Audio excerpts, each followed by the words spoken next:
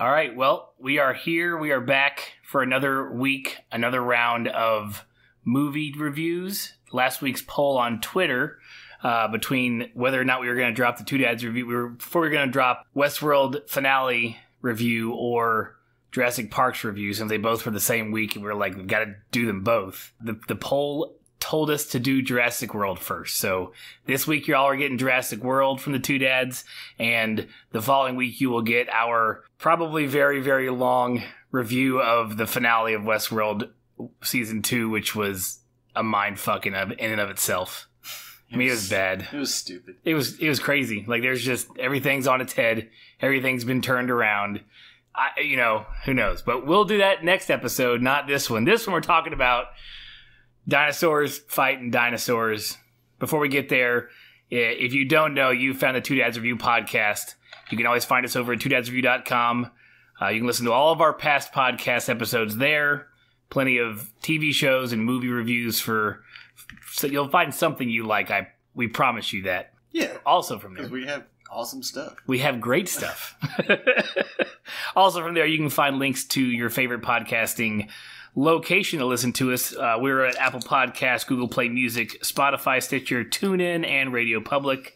You can also check us out at YouTube, youtube.com/2dadsreview. You can always head over to most social medias, Facebook, Twitter, Instagram, under Two Dads Review. You can find us there. Thanks for tuning in. We hope you enjoy our review of Jurassic World Fallen Kingdom, the second of the trilogy, or otherwise known as what, Jurassic Park 5? Right? Yeah, this is the fifth film, isn't it? It is. Good lord. I wish they would just do that with movies. Like, don't even give me, just give me the main title and a number. Like, don't even, like, Spider-Man, blah, blah, blah, or Wolverine, no. Wolverine 39. Right. Like, don't even. I want it to be just like porn. Like, you're right, you know, like Daddy's Home 38 Volume 6. Perfect. You know, like that's exactly all movies should be titled like porn. You know, just going ahead and saying that. No, hey, you heard it here first. Like, can you imagine though? It'd be like in 2026, and it's like Avengers just 58. Right, we stopped using Roman numerals because we don't even know how to do it that high. So we're just going to use numbers, right. Yeah, they did that. Like, they started making that argument with the Super Bowl. Right, because no one knows what it is anymore. anymore. Yeah, because no one's like, dude, like, we're just in Roman numeral territory that just doesn't even look good. Like, there's too many fucking I's and V's and L's in there now. Have they switched yet, or were they just talking about it? I think, I don't even know. Now I don't even know. Because the last one was, what, 53? I don't know. It was cool when it was, the one year it was cool was when it was XL. Like, when it was like, you could be like, yeah, extra large Super Bowl this year. Like, it was when it was like, I think that's X, maybe it was, I don't know. I'm getting where, I think X is 50. So I don't think we've had 60 Super Bowls though. So I don't know what it was. Isn't X 10? Or is it, so X, so L is 50, so it's 40? Is that right? Boy, this is going where it should not go. I don't know. Tweet at us. Tell us what it was. I forget, but I know there's an XL. Somebody fix our Roman. Yeah, X is 10. You are correct. Yeah. So by L the way, is... correct me on my fucking Latin too. Jesus Christ.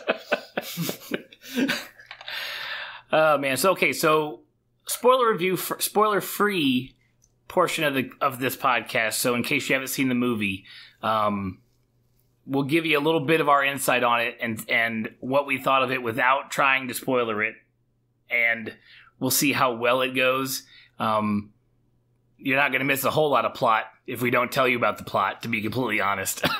Nah, man, there was like a ball of yarn unraveling at fucking high speed. Like, just rolling down a hill. Yeah, man, that's what it was. There was just no... And weird because it ends in a way where you go, all right, I see where you're going with this. Right. You didn't need to give me that other fucking 90 minutes of bullshit that we just had. You could have just somehow made a better movie and just gave me that. Right, but that's the third movie, and we were talking about that before the microphone came on. This movie's directed by J.A. Bayona, who is known for The Orphanage, which is actually... You've seen The Orphanage, right? Yeah, that's the one with the creepy adult child thing. With the I believe that's the right one. And I remember it being fairly suspenseful and maybe a little bit scary, and it had the twist at the end, and that was good, you know. He did another one in 2016 called A Monster Calls, which is about a boy who befriends a tree that's like a monster. It's in a tree. It actually looked kind of cool. Like from like just reading the tagline, I was like, oh, that actually doesn't sound too bad. And he directed a couple of episodes of Penny Dreadful. Those are of his list. That's what I recognize. And I enjoyed it. If you have not seen the two, is there only 2 seasons of Penny Dreadful? I think there was 3. It's 2 or 3. It's very short. It's a very short run. But one of those shows that was really good and no one would like let it build to where it needed to go. And then they just cut it short. And anything that does that is why I hate TV. We hit that so many times every time we do this. It also was like Josh Hartnett back in front of a camera for the longest time. Because I feel like he had dropped out since Lucky Number 11 maybe was the last thing he did before Penny Dreadful. I think the last thing he did was like... Was he in Sin City? Sin City at the very end, like the cameo appearance kind of thing. Yeah, so he had been very... But he was one of those guys that like quit Hollywood and then... Like got real for a while? I don't know, dude. I don't know how real you can get when you're already fucking filthy rich. Like... True. You know, like, I don't know, did he give up all of his possessions and was just like... Probably not. Like a holy dude? Or did he just like, I gave up acting because I don't like where it's going, you know, or whatever his fucking excuse was. Yeah. So to go back to what we mentioned earlier, so J. Bayona is also signed on to direct the 3rd Jurassic World. And he's been quoted as saying, like, he's making this movie so he can get to that movie. He already knows what he's doing. Like, he already knows what the 3rd's going to be. And he's already signed for it. And he's like, I had to do this one to get to that one. And to be completely honest, some of this movie felt that way. Like, I felt like there wasn't a lot of care taken. Like, I didn't even think there was going to be a 3rd one. I just thought this was like cashing in. Not even cashing in. It was like they tried and then they realized they were just like, dude, what else can we fucking do with dinosaurs? Like, yeah, and not look like we're copying one of the old ones. So, well, yeah, that or just having, I mean, which is what we ended up getting was something so absurd, right? Because we can't let them just loose in a city because it'll be like Jurassic Park 3. Was that when it was in San Diego, or was it 2? I don't know. I don't remember either. But it's one of the originals. Was like when the Tyrannosaurus got loose in San Diego at the very end, or the very beginning, whatever, who knows. But they were like, we can't just do that because that's already been done before, so let's do something else. So without spoiler, I don't think it's a spoiler thing because the trailers gave most of this away, so you know that at least a portion of the movie is, oh no, volcano, get the dinosaurs off, and another portion of the movie is, we're in a house, and we literally got, so the movie, I felt, couldn't make up its mind. Like, it couldn't make up its mind what it was. Well, first, let's not say house, because they're in, like, a hill. Don't spoiler it. Don't spoiler it. I can say this. Like, I can describe the house. Like, they're in a rich, like, wooded, only record producers and people that have secret fucking sex cults can afford to live. Yeah, like, it's a massive, massive estate. Like, this isn't, like, so don't think, like, oh shit, we were in fucking Home Alone. Like, even that's a big house. Like, this house, Home Alone's home would fit into this home multiple fucking times. Yeah. It's like built into the side of the cliffs. Yeah, and that's without spoiling a major portion of that house that we'll get to later on. That you can't, how can you live in the house without knowing other parts of the house exist? Right. Yeah, we'll get there. So, written by Derek Connolly and Colin Trevorrow. Derek Connolly wrote the first Jurassic World. He wrote this, and he's writing the 3rd one, along with both writers are writing all 3. So at least it's staying to the core people. You know what I'm saying? It's the same guys who are carrying they've written this trilogy, or the trilogy is being written by the same folks. So they, while writing the first one, I'm sure had in mind what was going to happen at the end. At least I would hope so. I feel like the middle's where it got convoluted.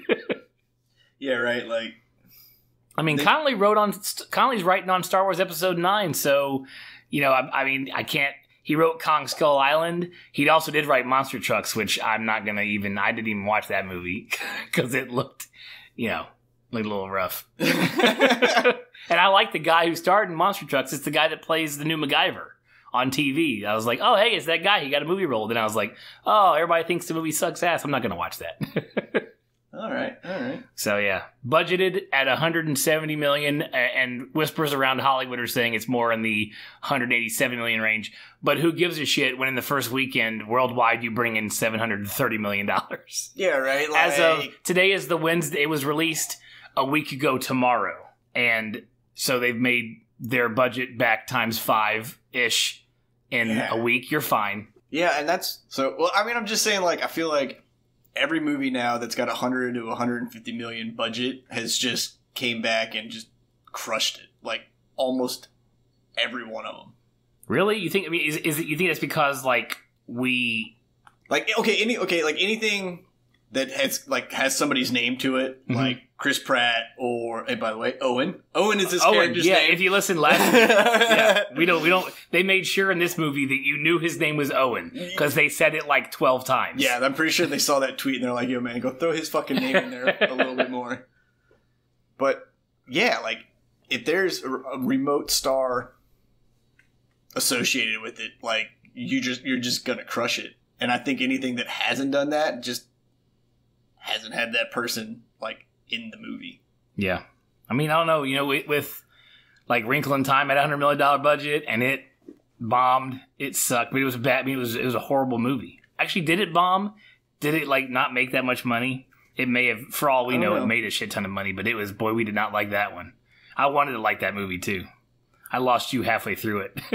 Yeah, dude, I couldn't even finish it. Like, and it's just, and like, I know why are we even talking about it because we've got a whole fucking podcast on it, but it's one of those movies that could have been so much better. And then it was just like, I started and I went, no, like, you guys got all the people, and then just seemed like no one gave a fuck. Right. Right. Well, and here's another funny thing. So critics' ratings for this movie are coming out about where I would expect them. So you've got Rotten Tomatoes has them, the critics have them at 50%, the audience have them at a 61%, which is like, that's bottom of the barrel type stuff when it comes to movies. That's the kind of scores that like tank movies half the time. Metacritic has them at a 51, IMDb has them at a 6.6, so they're all in that 50-60 range. And Cinema Score, the one that's outside the movies when you walk out, everybody gave it an A-, and I think you knew what you were getting when you went. I mean, it's kind of like going to see anything with The Rock in it or going to see anything with Bruce Willis in it. You know what you're getting. You're there for a reason. And yeah, I was going to say it's like going to see a Die Hard film. Like if you knew what Die Hard's all about. Yeah, you're going to get it. Yeah. That's what you're going to get. And I guess part of my stuff is like, I hate that this has the Jurassic brand attached to it because the magic from the first, like, you remember where you were when you saw the first movie. No, but I mean, I remember moments from that movie that are just going to be permanently engraved into my fucking head. Like, and you're talking about a movie that's 20 plus years old. Yeah, it's like 25. That its CG still stands up. What they did was cutting edge then, and if you watch it now, it's still, I don't know if it's the nostalgia because of our ages, but it's like when you first saw the Brachiosaur, I think of what it was, like you're just like, sweet Jesus, what am I watching? Yeah, no, it's definitely one of those movies that like will always stand the test of time. Like no matter how many times it gets upscaled into 8K or whatever, like it's just gorgeous, and and it had characters we cared about, and it wasn't about dinosaurs fighting each other, and it wasn't always. I mean, it's what was great about the first Jurassic Park is not what these new ones are about. These are. I don't know if it's the audience today needs this kind of movie, and we can't have nicely developed characters. The reboot of it, kind of, as you could, call it, like. That had the nostalgia because it was like, hey, this has been around for a while, but still, like, us coming back was like, oh shit, man, like, this is cool. Like, right. we're still seeing dino, but these people have been like, yo, we've been going to dino parks for 60 years, and like in real life, we're going, yeah, well, 25 years ago was the last fucking cool dinosaurs I got to see, so I'm pretty excited about this. Right. But like, they still kind of had that wonderment to it, at least a little bit, like with what was it? The uncle, or not the uncle, but Hammond. Not Hammond. Jesus Christ. where the two kids come to visit. What the hell are they called? Nephews. There we go. You know, like, you know, you had the one kid that was like, oh shit, I'm totally into dinosaurs. And of course, there's kind of like the aloof older brother, but, you know, he gets like thrown into the shit and it's like, you gotta fucking man up. So you get to see this kind of like cool little story about that. And you're like, all right, you know, like, hey, that's cool because they kind of had those moments in Jurassic Park, the very first one. Like, we fell in love with those two children. They kind of tried to bring that back. But in this one, it's like they kind of tried to, like, keep that theme going. It was like, you don't fucking need it. Stop it. It's over. Like, we're cool. Yeah. We were amazed. Childlike grandeur. Woohoo, yeah, gone. I want the fucking rough, tough killing kind of guy that needs to be there because of what you're doing to the dinosaurs now. Right. Like, the dinosaurs aren't just like, oh, hey, Joe, I'm going to go eat these plants. Watch out for Terry over there. He likes to fucking eat meat. You know, like, every dinosaur in there seems to be either running for its life, which, yeah, when the volcanoes, like, going off, but everything, they're like, they just took it all out. It's gone. Like, they're like, everything's in the shit.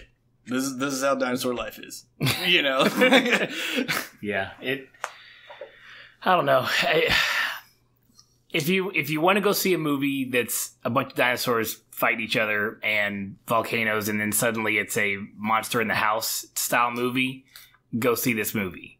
If you just want to, I mean, it's not a good time. Double negative there. It's a good time. It's a fun movie to watch, even with its flaws. If you've got the money, you want to go see it in theaters, I would go see it, but yeah, you're going for this one because you want to see Chris Pratt in a kind of an action movie, and like it's not, and you want to see dinosaurs. Like, that's it. Mm-hmm. That's all you should expect because they didn't do a whole lot with the story. The story is very convoluted, and it's very. I was texting a friend of mine, and they were like, "Oh, I really liked it," and then I was like, "It's okay." They're like, "What's wrong?" I was like, a lot of dumb humans doing dumb shit humans would never fucking do. Yeah, right? Like the whole movie, like if you line up choices A and B in a decision and one is going to probably get you killed and one is going to probably save your life, they pick the one that's going to get you killed every time. Mm-hmm. To the point where it's like nobody would do, there could not be this group of people collectively, each individual person making the worst choice for the past 3 weeks. Like, yeah, what right? All of you. Yeah, and it's like, some of that shit has to happen to, like, move the story. Yeah, we understand and moving the plot. And, like, you could do that once, maybe twice, where you're like, all right, dude, I'll let that slide, you know? But, like, this movie was just, every fucking decision had to be the worst decision, and it was the only way that the story could continue, because that domino had to fall. Right. Yeah, it was bad. So, spoiler alert, from here on out, we're going to walk through the movie as well and as precise as we can, or to a certain extent. There's mainly three scenes. There's the pre-credit scene, there's the scene on the island, and there's the scene in the house. That's it. Like, there's a little jumping back and forth between the two, but there's really two scenes completely. Yeah. There's on the island, there's in the house. That's the two movies, that's the breakup of the movie. But starting out, we know it's 3 years after what happened at Jurassic World, where everything went crazy and a bunch of people died, and they kind of give you the political climate view. Right. They give you the backstory by doing it with news articles and news reports on TV about families, you know, suing the company and them having to pay out. What didn't they say something like 80 million or 800 million, which, to be completely honest, seems like a small number. The lowest figure ever, right? Okay. Even if it's 800 million, you're talking about what this movie made in 1 week is right. About the same amount they paid out to all the families of all the people who got eaten by fucking dinosaurs. Right? Like, yeah. So I think it was 800 million and like total. And at first I was like, damn, dude, 800 million per person. Like, that company is gone. And then like, they said total. And I was like, what? 800 million for... I saw at least 4 people get snatched up by pterodactyls in the last film, man. Like, they're not coming back. No. Oh my god, dude! That seems a very low payout for what went down at that park. Somebody did not have the right lawyer for that class action suit. That's for sure. Everybody just signed on to it. So we have a submersible, some sort of little bubble submarine that's going through the ocean. Which I'm already like, nope, not at all. Yeah, like, and this is when you also go, ooh, we're going to see the big underwater dinosaur, like, right away. Like, you're expecting to go, yep, yeah, there it is. And it's not even like we didn't expect it. Like, you knew that dinosaur was in there, and you knew it had longer than a 3-year lifespan. Like, that fucking thing is still there. But everybody in the submersible's like, it's fine, they're all gone or dead. Like, it doesn't, like, whatever makes them think it's dead. Yeah, like, that's... Like, everyone thinks their dinosaurs are dead. Yeah, I didn't quite grasp that part, because I was like, there's dinosaurs that are still on the island. Yeah. That are alive. I know this thing wasn't getting its regular feedings. Yeah, maybe it's because okay, so what you see the submersible do is they open gates from the outside ocean into its enclosed area. Yeah. So maybe they thought because there was no stuff in that area, or he would have used it up in a certain amount of time, that it would have died. I think that's what they were going for, and I'm still kind of like, Brontosaurus or something. Yeah. Had to go drink some water. That thing snatched it. Like, it's huge. Like, it could have just kind of flopped up on land and opened its mouth and probably caught something, you know, and it was... Yeah. I mean, there was a snack bar, like, right there. Yeah, you're right. But it was funny because you're like, you see him in the little submersible, and you instantly went, that thing's gonna eat him. And I guess, like, that's what they're going for there at that point in time. And the whole point of them going, and by the way, the whole point of them going here was to retrieve DNA, Indominus Rex from the big bad from the last movie, because they want to salvage it and make another one. Yep. And they get it and they send it to the surface, and then you have a guy who's also on land on the island by himself because the chopper's up, like, watching the submersible to retrieve or they're waiting for the go to get the submersible when they release a little airbag up to the top. Yeah, they sent with the tooth up. They sent the tooth up. Right. And then helicopter went and got it, and that guy was on the land trying to tell the submersible guys, like, all right, man, I'm closing the door. And they, like, lost contact because, surprise, surprise. And I will admit, like, of all my complaints, this scene felt the most genuine of the whole movie. No, I mean... Like, the whole opening sequence was like, this is how these movies should... Like, it was noticeably tense. The way they revealed the big crocodile giant thing from the last movie was cool, because it was like the little blip, you know, and you had, like, it was all dark, and then there was like a flash of lightning, and all you saw was like his outline. Like, that was like, ooh. Yeah, but I was just like, it just kind of gets back to the whole point of, you will not see it come. Like, you will see this whole movie on every which way. Like, you're going to go, he's going to run to the right, and then he's going to backtrack a little bit and end up taking off to the left. Like, you just know where they're going. Like, the whole movie is like that. And if you're okay with that, you'll probably enjoy this movie. Mm-hmm. And that's what happened. And that's what happens. Even in this first scene, like, I like the way it was. I don't know why this was so. I liked the opening scene the best, though, because, like, the way they revealed all the things happening was very, like, old school style, because you saw, like, you didn't see it happen, you knew it happened.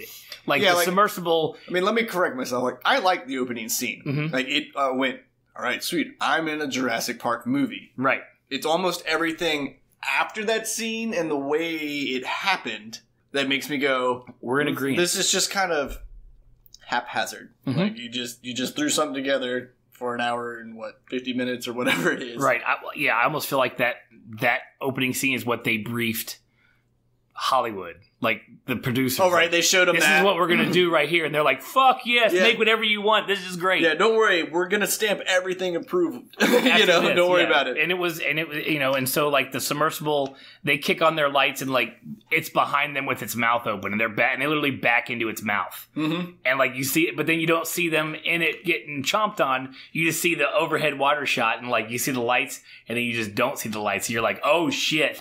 You just got swallowed, and you're just in there because you didn't get chomped on. You're just in there. It probably just swallowed you whole. Yeah, and you're just gonna sit there. That's the worst. And then he just, and so the guy who's on land. It's not like a Disney movie where you're gonna float. No, like, you're gonna acid and shit's gonna eat you. Yeah. You're gonna drown in a stomach of a mosasaurus. It says it right there on my notes that I copied and pasted from Wikipedia. So the guy on land. They send a chopper out to get the piece of tooth they sent to the surface. They get it, and he's on the land and is hearing the rustling in the trees. So we're supposed to think that this is the exact same Tyrannosaurus from Jurassic Park. The original OG Tyrannosaurus. That's who this guy is. He is now gone from the bad guy in the first movie to being one of the good guys. Yeah. This dinosaur saves everybody's fucking ass. It's every movie from then on out. So I think we're he does supposed it like twice in this movie. At least. Yeah. To a point where they could have had a joke, we'll talk about in a minute, that they didn't cash in on because they've been building to this joke the whole time and they didn't cut it. We'll get there. I can't even, the guy who's scared. And we'll talk about him because his entire shtick for the first 30 minutes is like, is it the T-Rex? Like he's scared as shit of everything. And then when the T-Rex saves his ass, you don't go, that would be in Hollywood where you go, I fucking love T-Rexes, but he didn't do it. I was like, y'all didn't, that's the one thing you chose. That's too far. That's too much. We're not going to do that. He didn't need to be in the movie though. No, he didn't. We'll get there. So the dude, well, what I was getting to a second ago is, so we're thinking about the Tyrannosaurus Rex that when he walks, shakes cups of water, snuck the fuck up on this dude. Quietly as shit, just rustling some leaves in the thing. That bugs me because that downplays that entire scene from the original movie. That he is that big and imposing that he shakes the ground. Yeah, I mean, I feel like every dinosaur shakes the ground. You know? Like, that's just... Outside of maybe, like, the raptor. Right. Because it's... nimble and quick. Well, it's like 6.5 feet tall to 7 feet tall. Like, you know, like on its hinds. Like, it's only going to have a certain amount of mass. And if, like, a tiger or a bear can walk through the woods quietly, like, one of these things can. But, like, one of those armored fucking ball-spiked dinosaurs, that thing's going to make a fucking ton of noise. Oh, yeah. Long neck. Ton of noise. Triceratops, ton of noise. Fucking Tyrannosaurus Rex, oh my god, the most fucking noise. Allosaurus, noise. Like, everything in there is going to make noise. So, yeah. Unless that T-Rex was just there for, like, fucking days. Just like, chilling. Eyeballing that fish. Like, he's like, oh, do I get in the water? No, I'm dead. But maybe he'll come out and then I can eat him. You know, like, I don't know. I don't know what the T-Rex was doing, but I feel like he just had to have been chilling there. Like, this is the only way, like, that could have happened. Like he was there, and then, like, he saw them all, and he was like, oh, shit, I'm behind this tree. Well, let me just shimmy. And, like, he just, the whole time they were down there doing it, he was slowly pivoting not to make noise. Yeah, then he hit the one branch that shook, and he was like, damn it, John! Yeah. Every time! Might as well just fucking step out now. Everybody knows you're here. It's a surprise! I hate the taste of denim. And so the guy's running, and he does, like you said, it's the standard. I'm going right, I'm going left. I'm going to almost get got. I'm going to almost get got again. And then the chopper's like, we're fucking leaving you, sorry. Like, I don't have... And yeah, because they do the whole scene where the chopper's like, he's sitting there trying to rate... Like, so you got the guy on land, who's about to get munched up by the T-Rex. He's trying to radio in to the fucking dead guys in the water. And, you can't reach him. And for whatever reason... Like, he still is, like, looking at his shit, and he's like, oh, I can't reach them, but they're not on there, so at a certain point, you gotta go, well, I'm on Dinosaur Island. I probably need to go back to that fucking helicopter instead of sitting there watching a bunch of grown men from a helicopter. And I've only seen this happen twice in my life. People posing for a picture on a carrier ship that happens to have a helicopter on it, or people frantically trying to save your life, waving at you. Like, there's no other in between. Like, what the fuck could that mean? Like, when that mean, and he's just sitting there going, like, with his little iPad in his hand going, I can't hear him. I don't have him. And it's like, dude, everybody on that chopper is signaling in some way with their body to save your own life, and you're just ignoring those signals. Right. Let's not forget you're on a dinosaur island. Yes. If anybody even like gasps, if I'm sitting at like the dining hall on Dinosaur Island and someone goes, I'm gonna be like, fuck, run! Like, I don't, you know, yeah. It could have been because they dropped their drink, but I'm fucking running because I'm on a fucking dinosaur island. Yeah. Right. So this guy's just like, they're and that's when I thought they were caged. Right? Like, if somebody's dropping a drink or some shit, I'm still losing my shit even when that Dinosaur Island was supposed to be safe. I'm most certainly losing my shit when the inmates have taken over. Right. Very true. Yeah. So, anyways, the chopper takes off. They toss him a ladder. He makes a diving jump that actually the T-Rex misses him. He doesn't get gotten by the T-Rex, so he's still a good guy because he didn't kill any humans lately. So good on him for not getting him. But so he's then dangling over water. Yeah, but then you have the whole, like, T-Rex versus helicopter. You know, right? Because you see the T-Rex, like, the T-Rex, doesn't he snag the chain a little bit? And he's like, they break free from it. Oh, they do. He does snag a chain for a second. He's trying to drag him down. And, like, he's, like, doing the thing, and I'm sitting there, honestly, in my head going, I feel like a T-Rex would just yank that fucking helicopter out of the sky off that, like, with that ladder hook to it like it was nothing. Did it have one propeller or two? Two? Was it a 46? It may have been a 46. No. Maybe it'll lift it. Did it have one? If it was a 53? I think it was one. Yeah, it may be a little bit. I don't know. I'm not real good about it. I just know the names of them. I want to put that out there. Two propellers is a 46. One propeller is a 53. That's all I know. Nice. The extent of my military knowledge of choppers. The T-Rex doesn't get him.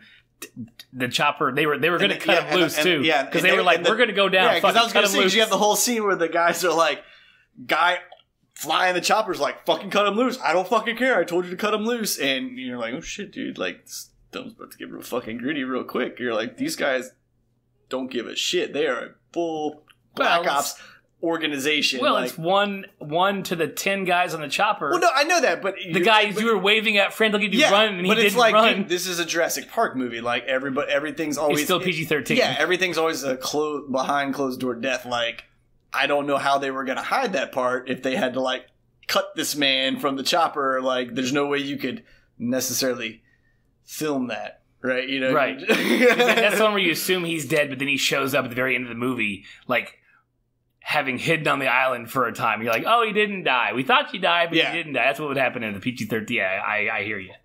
So the T-Rex, let's go. Well, and they think so. The safe. Chain breaks somewhere between T-Rex and dude. So the guy's still on there. He's like, oh shit, I made it, yeah, and then he gets fucking snatched up by the big water sea crocodile. Yeah, and that's your opening scene, and that was like intense.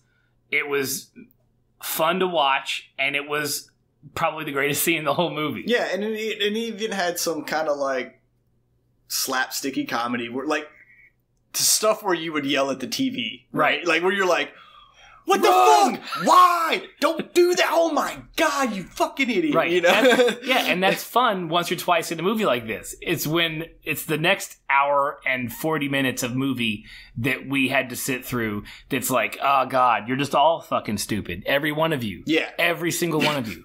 So the next thing we go to is a Senate hearing where we get the Jeff Goldblum cameo. It's a cameo. The guy gets 3 minutes of screen time the whole movie. I was going to say maybe 5. Probably 2, maybe 3. His apartment.com commercials are longer than the screen time he had in this fucking movie. The different, you add all of his apartment.com commercials up, those were a lot more time than he was in this movie. Yeah. And he's doing we understand the problem now. The island of Isla Nublar is suddenly volcanic again. It was a dormant volcano for millions of years, and now it's active again. He makes a very good point that, you know, they were extincted a long time ago. We brought them back, and then suddenly this volcano becomes active. Maybe that's a sign. Let them die. And he tells the Senate committee, we should let them die. Because the whole point is, like, the committee's meeting with all these experts to find out, should we go try to save this endangered species? Species, because there's more than one. It's not, you know, do we allot these dinosaurs the same protection we do for other endangered species on the planet? And the argument is yes and no. Dr. Malcolm's argument is fucking no, because they're you get dinosaurs. The big gasp from the crowd because everybody's like, you're all, and even in the movie a little bit, like everyone was like, oh shit, man, Jeff Goldblum, this motherfucker's about to rep some dinosaurs. What's up? And then he was like, yes. Let them die. Let them die. Like, just flat out, and you went, damn, Jeff, that's cold-blooded, man. Every one of them. And so from that scene, we move to Claire is now running. Claire is the redhead, the main character. Claire, I didn't know her name either. I think I knew it last week because I looked it up on accident. But she is running like a dinosaur save the dinosaur group. Like, I mean, it's all it was. A bunch of people in a room with phone calls making they just phone Congress people all day long. Yeah. To get them to either give money to a private foundation to get them off, or allot government money, or vote for that's what they're doing. Yeah. And you meet the two new characters. I'm not going to tell their names because I don't know. It's the Asian girl and it's the black guy, and they both didn't need to be in the movie, to be completely honest. Maybe the Asian girl, she is a dinosaur veterinarian, yet has never touched a dinosaur. So she's majored in this, like in college, for real, is a doctor, and has never touched a dinosaur. So she knows. I was kind of wondering how that worked. Was that an online university? Like, was that what you did? And the other guy, the guy who is we can call him scared guy because he's scared of everything, including things in the normal world. He's their tech guy. So of course, you and I being tech dudes, we're all scaredy, girly kids who live in our basement. Girly is probably a horribly PC thing. I'm sorry. No, but I mean, this kid was. Like, he's your stereotypical Hollywood nerd. Yeah, but it was something else too, man. It was like, but he did have his moments. I don't know how to describe it because it was like they tried to get like a nerd, but they picked like a hipster nerd, and then they were like, oh shit, I never grew up. Nerds got to be scared of shit and picked on. That's right. Make that motherfucker a pussy too. Like, right? and it's just this everything that Chris Pratt could not, like his character could not be, that was this kid. Right. It's every joke that Chris Pratt could do, but not as this character. Yes. Yeah. Right. Because the scared stuff's funny, but Chris Pratt can't do that anymore because Chris Pratt is Jack Diesel. Yeah. Like, the dude is just friggin' massive. He's still massive. From this and from, like, I guess they were filming this after he filmed Infinity War, maybe, or kind of in the same, may have been like in the same time frame. I don't know. But the man's in shape. Man knows what's up. And you can't be scared of shit if you're in shape in Hollywood these days. So, yeah. So, while we get introduced to these characters, we see that the Congress has voted to not let... Justin Smith's the nerd dude. That's his name? The actor's name? Or is that his character? His real name's Franklin Webb. Well, I think, right? His comedic timing and delivery is pretty good. No, his real name is Justin Smith, and... Franklin is his name Franklin's his name in the movie. Okay. Yeah. What's the girl's name? Born 1995, man. We're old. Fuck that kid. I was so much time ahead of him. I was 15 when he was born. Jesus Christ. I was even younger. Yes, you were. Jeez, I was just experimenting with myself. Okay. This is not who I was. Kind of podcast.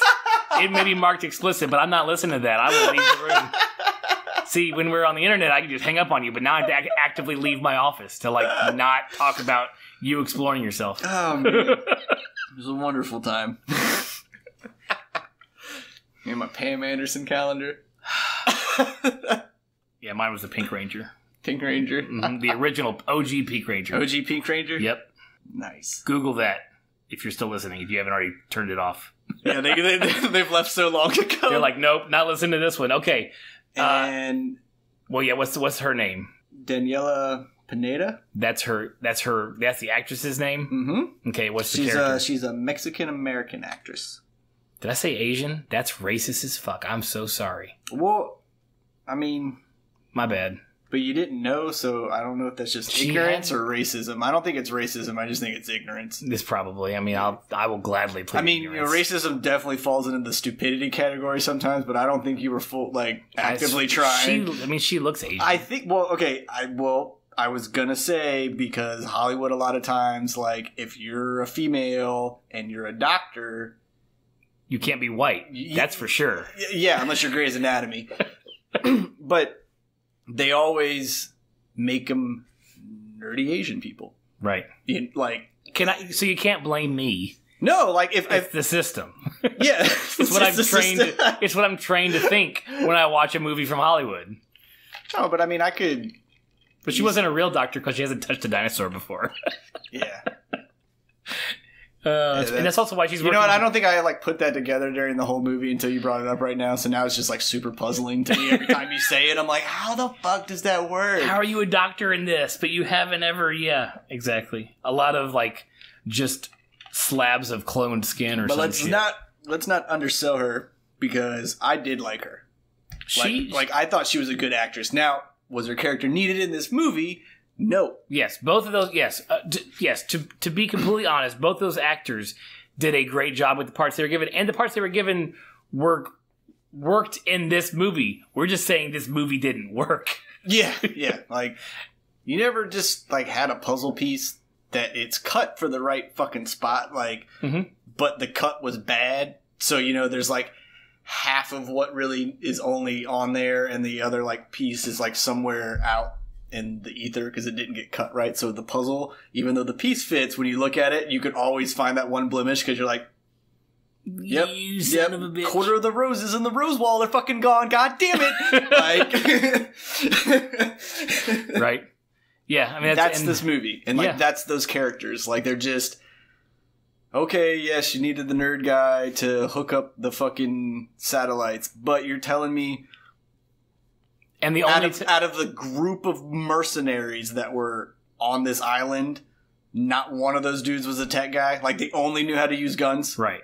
Haven't you watched Westworld? Don't you? The mercenaries come with tech guys, right? Yeah, who can do more than the normal tech guys. We'll get to that. We did that on the past episodes of Westworld. Check that part of the podcast out. Go ahead. But yeah, why do they need to? Like you've never been outside of like a concrete city. Let's just take you to a dinosaur island. You'll be fine.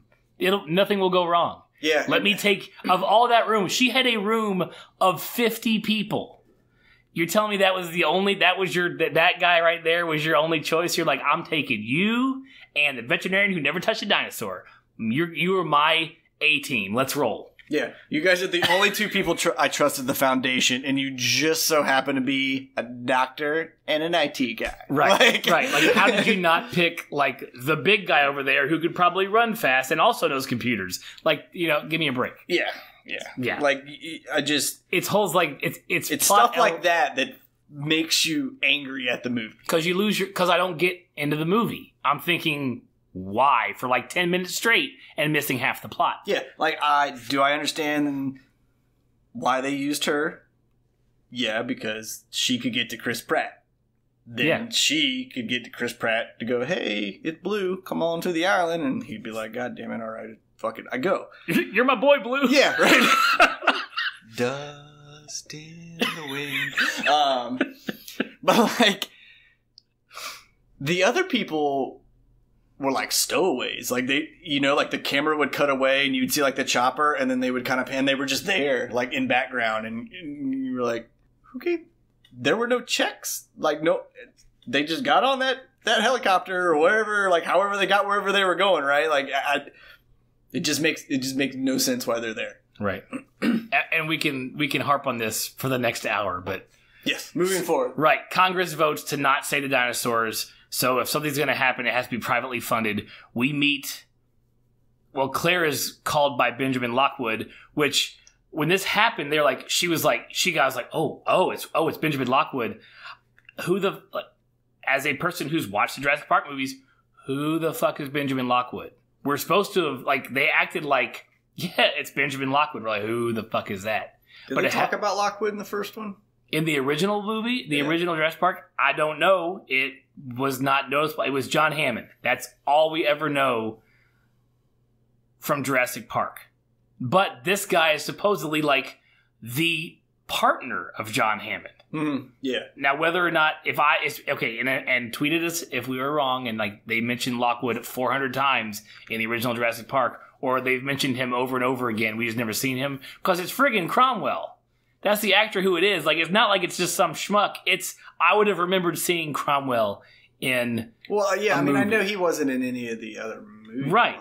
So, anyways, I also believe, I think the actor who plays John Hammond has been dead for a while. So it's like, we need to have a silent partner who shows up and also loves dinosaurs and clones and all kinds of shit and has a giant mansion with all kinds of money and the ability to... Oh, and by the way, he's so invalid and old that he's turned over his company daily workings to a stranger, somebody who was like getting him coffee back in the day. Be like, I see drive in you. I see gumption. You're fucking yeah, right. You're in charge of billions of dollars. Old mailman Tommy worked his fucking way up from the mailroom, right? And now he's the CEO of the company, taking it over. And that Tommy is a guy by the name of Eli Mills, who, when Claire meets him, explains what we just said to her, and that they want to say to dinosaurs they have another island that they own that is completely not for tourists. It's a sanctuary. And we want to get, and so the way he sells her on it is like, go there. We're going to use these teams. We're going to get them off the island. We're going to get as many, these 11 because species. Because she says something along the lines of like, are we getting them all, or how many are we getting, or whatever. And then he's just like, which should have just raised some red flags. So this guy's like, we're getting these 11, right? Right. Like, and then I feel like anybody that knew dinosaurs could have probably just looked at those 11 real quick and been like, smart, fast, armored, stealth, big teeth. Like, you could have just picked, like, hey man, check out my superhero deck. It's gonna fuck your superhero deck up. Right. Yeah. And he lays out these 11 species, and one of them, the last one he comes to, is the raptor, and that's how he snags her to get Owen. Yes. So she heads off to see Owen. He's out.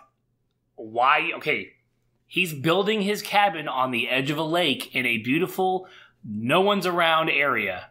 Hey, you want to come to a dinosaur island that's fucking volcanic because I'm hot and we used to bang 3 years ago a lot? No. Blue, man. I know. And then, soft spot. And so she takes him. We pretty much saw the entire scene in the trailers. She's taking him. He's giving her shit about who she could be dating, and then, sexual chemistry, whatever. I don't really believe those two, anyways. Every time they've forced that relationship on both these movies, it's been out of fucking nowhere. And it's like, oh, I mean, okay, yes, two hot people smashing together, fine. Like, yeah. Right? It never felt, none of it in the first movie or in this one ever felt real. It's like, oh, you're kissing now. There's literally fucking pterodactyls picking people up, and you're going to take the time to fucking kiss. Like, she is a beautiful woman, but those are fucking pterodactyls. Like, yeah, man. Like, I don't know how hot you got to be, guy or girl, wise, for me to ignore flying killer birds. Right. Like, I just, you would have to be like a goddamn angel. Yeah. Like, there would better be heavenly light encompassing everything, so that is all I can see. Heavenly light better emit from certain areas of your body. That's all I'm saying. And harps. If I'm really good, I'm putting harp music in right now. In post. I hate when I do that because then I have to find this spot. The best is just me watching you make the motion of playing a harp. Like, yeah. I'm really trying to put myself in a scenario right now where... if I thought I was dying, that's a different story. Like, if I'm impaled or, something, and, like, you're there, then, yeah, you're getting it. Like, you're getting kissed before I freaking go out. But, like, not as I'm, like, hitting my second stride and about to save the rest of the people I'm in charge of. No, man, I don't think that's true either, because you would be impaled, and the only thing you'd be thinking about is that whatever's impaling you. I think the only real life scenario is a blaze of glory. Like, right? Like, everybody talks about like, oh, dude, I just got shot. But man, I'd fucking get up and I don't care. I don't care who you are. Like, yes, there are some stories of people taking some bullets, but they are far and few between, right? Right. It's not like Scarface. Yeah, stuff like that. I'm always like, no, you wouldn't, man. You'd be on the fucking ground, crying, rolling around, calling crying, for your or mother, dead, or whatever. Yep. Like, if you're getting impaled, I mean, shit, dude. If someone went to kiss me and I stubbed my fucking toe, I would be ignored the kiss. Like, the kiss would be completely just gone. I would be 100% focused on my toe. Mm-hmm. Yeah, I completely agree. It's their relationship makes no sense to me. And it happens in this movie. They get a random kiss, and it's like, go do your shit and get in a better place and then worry about smashing. Yeah, no, I mean, I think the only time Chris Pratt should ever be, like, in a romantic relationship is when he just decides to go back to, like, Dad Bod Pratt. and just basically turns into real life Andy Dwyer, and Aubrey Plaza just is like, fuck it, I'm gonna be April, and they just literally go live that life. Right. So of course she gets her whole team together. So it's Franklin and Zia, who are the new people from her group, Claire and Owen, and then we get Ken Wheatley, who is the lead of the mercenaries who are on the island collecting all the dinosaurs, and he is none other than Buffalo Bill himself. Yep. And I was like, he is I don't know what they did for him in this movie, or if he normally has like a beard or something in like when he's older these days, but he didn't look like for a second, like I had to ask you to think, I was like, is that Buffalo Bill? Like, he's not looking too good. But then I looked at him on IMDb. I was like, that's Buffalo Bill. So why is he looking all weird in this movie? So I don't know. It was interesting. But anytime a movie has Buffalo Bill in it, knocks it up a half point. I'm like, yeah, that's awesome. I was like, that's great. This is because you like his dance. It's very true. Would you fuck me? I'd fuck me. I like how everybody has to do the voice too. No one does it right though. Yeah, no one does it right, and no one keeps their voice. No one's like, "Would you fuck me? Yeah, fuck me." Like I can't even like try to do it like when you do it like in my voice. You're always like, "Was she a real big fat woman?" Would you fuck me? That was like Elvis doing. I know, right? How did we get there? This is bad. Doesn't matter. Okay, the whole point of them being on the island is Franklin is supposed to turn on the trackers that all the dinosaurs are installed with. Just look at him. It just looks funny. I know, that's the bad guy. He right now, you can't see, of course, because it's not a TV show. He's Googling the part of the movie, and you see the big bad from the house area, and he just looks goofy in the picture. It's great. So yeah. Franklin's supposed to turn on all the dinosaur trackers, and while him and Claire are there turning them on, Owen, the veterinarian, and Wheatley and his team go looking for Blue, who was supposedly the last surviving velociraptor. Yes. So I guess there wasn't any other ones that we saw. I guess there wasn't any more. We didn't see any more raptors. No, not in that movie, but I mean the first movie. Yeah, but they were a lot of them were taken out. So yeah, I can understand that, and that's what they were saying that Mills was selling to her, was like to tell him that Blue's the only one left. Yeah. That'll get him there. And then we also didn't mention he was watching like old videos of him and Blue was a baby. Mm-hmm. And it was so cute that he was, how they're bonding and shit. So that's why he went. So they head off to go find Blue. You also see in those videos what makes Blue unique. Right, because she didn't have the attack.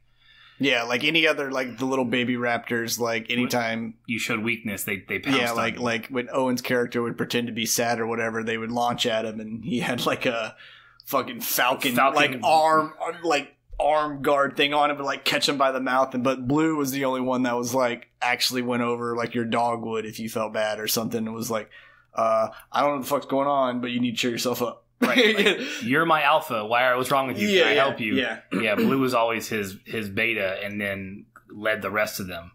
So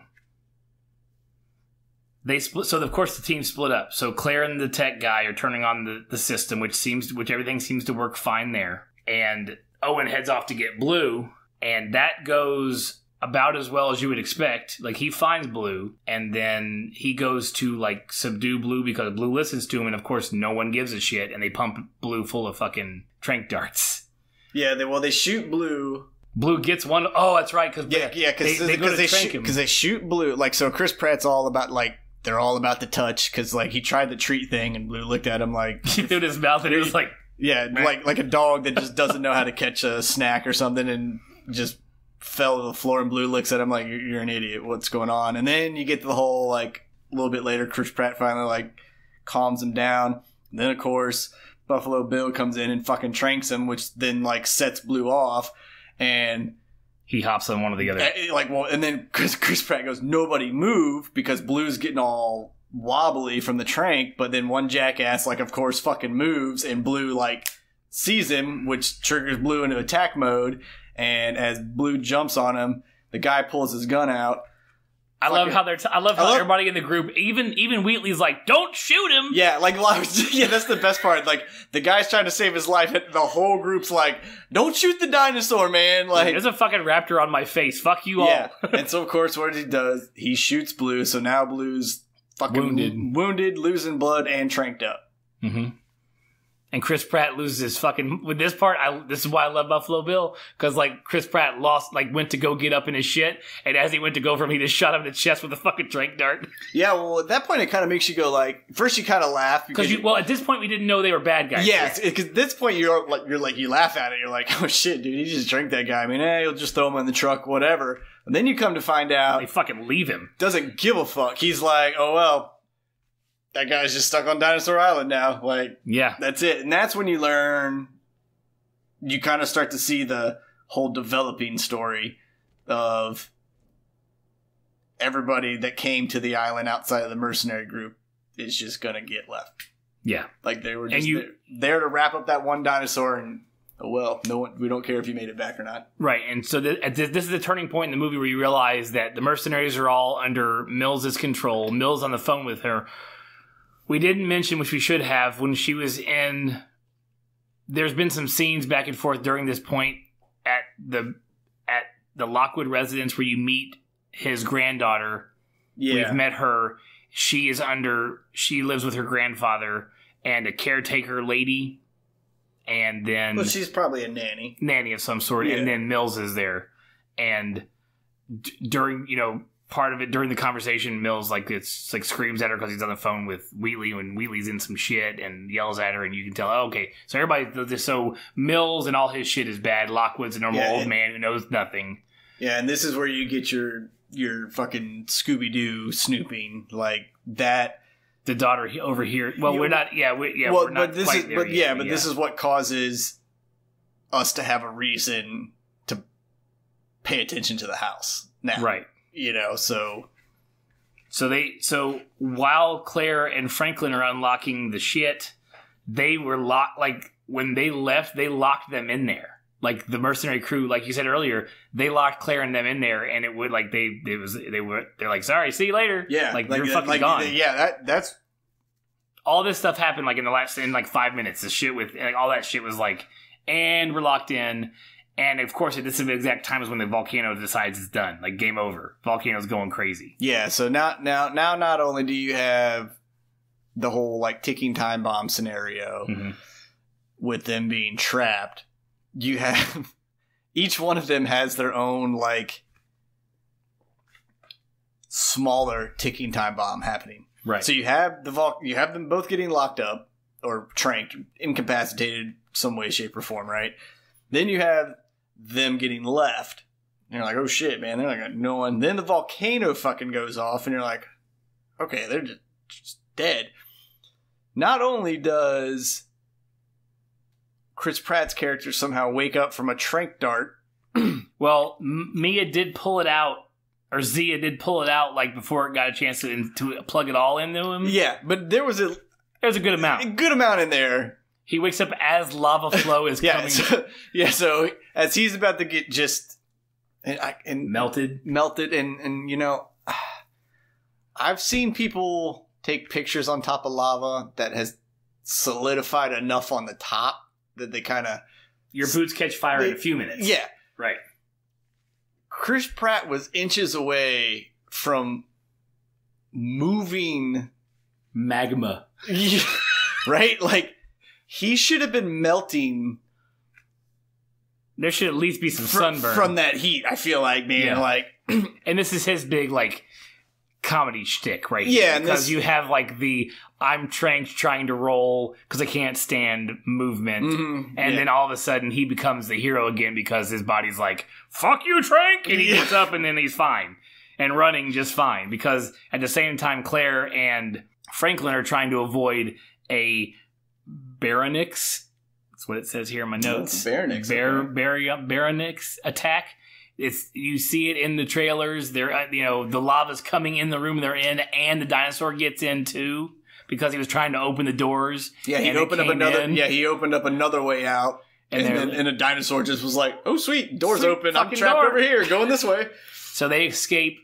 and they run into Chris Pratt exactly when he's coming down the hill. But we got to talk about their escape.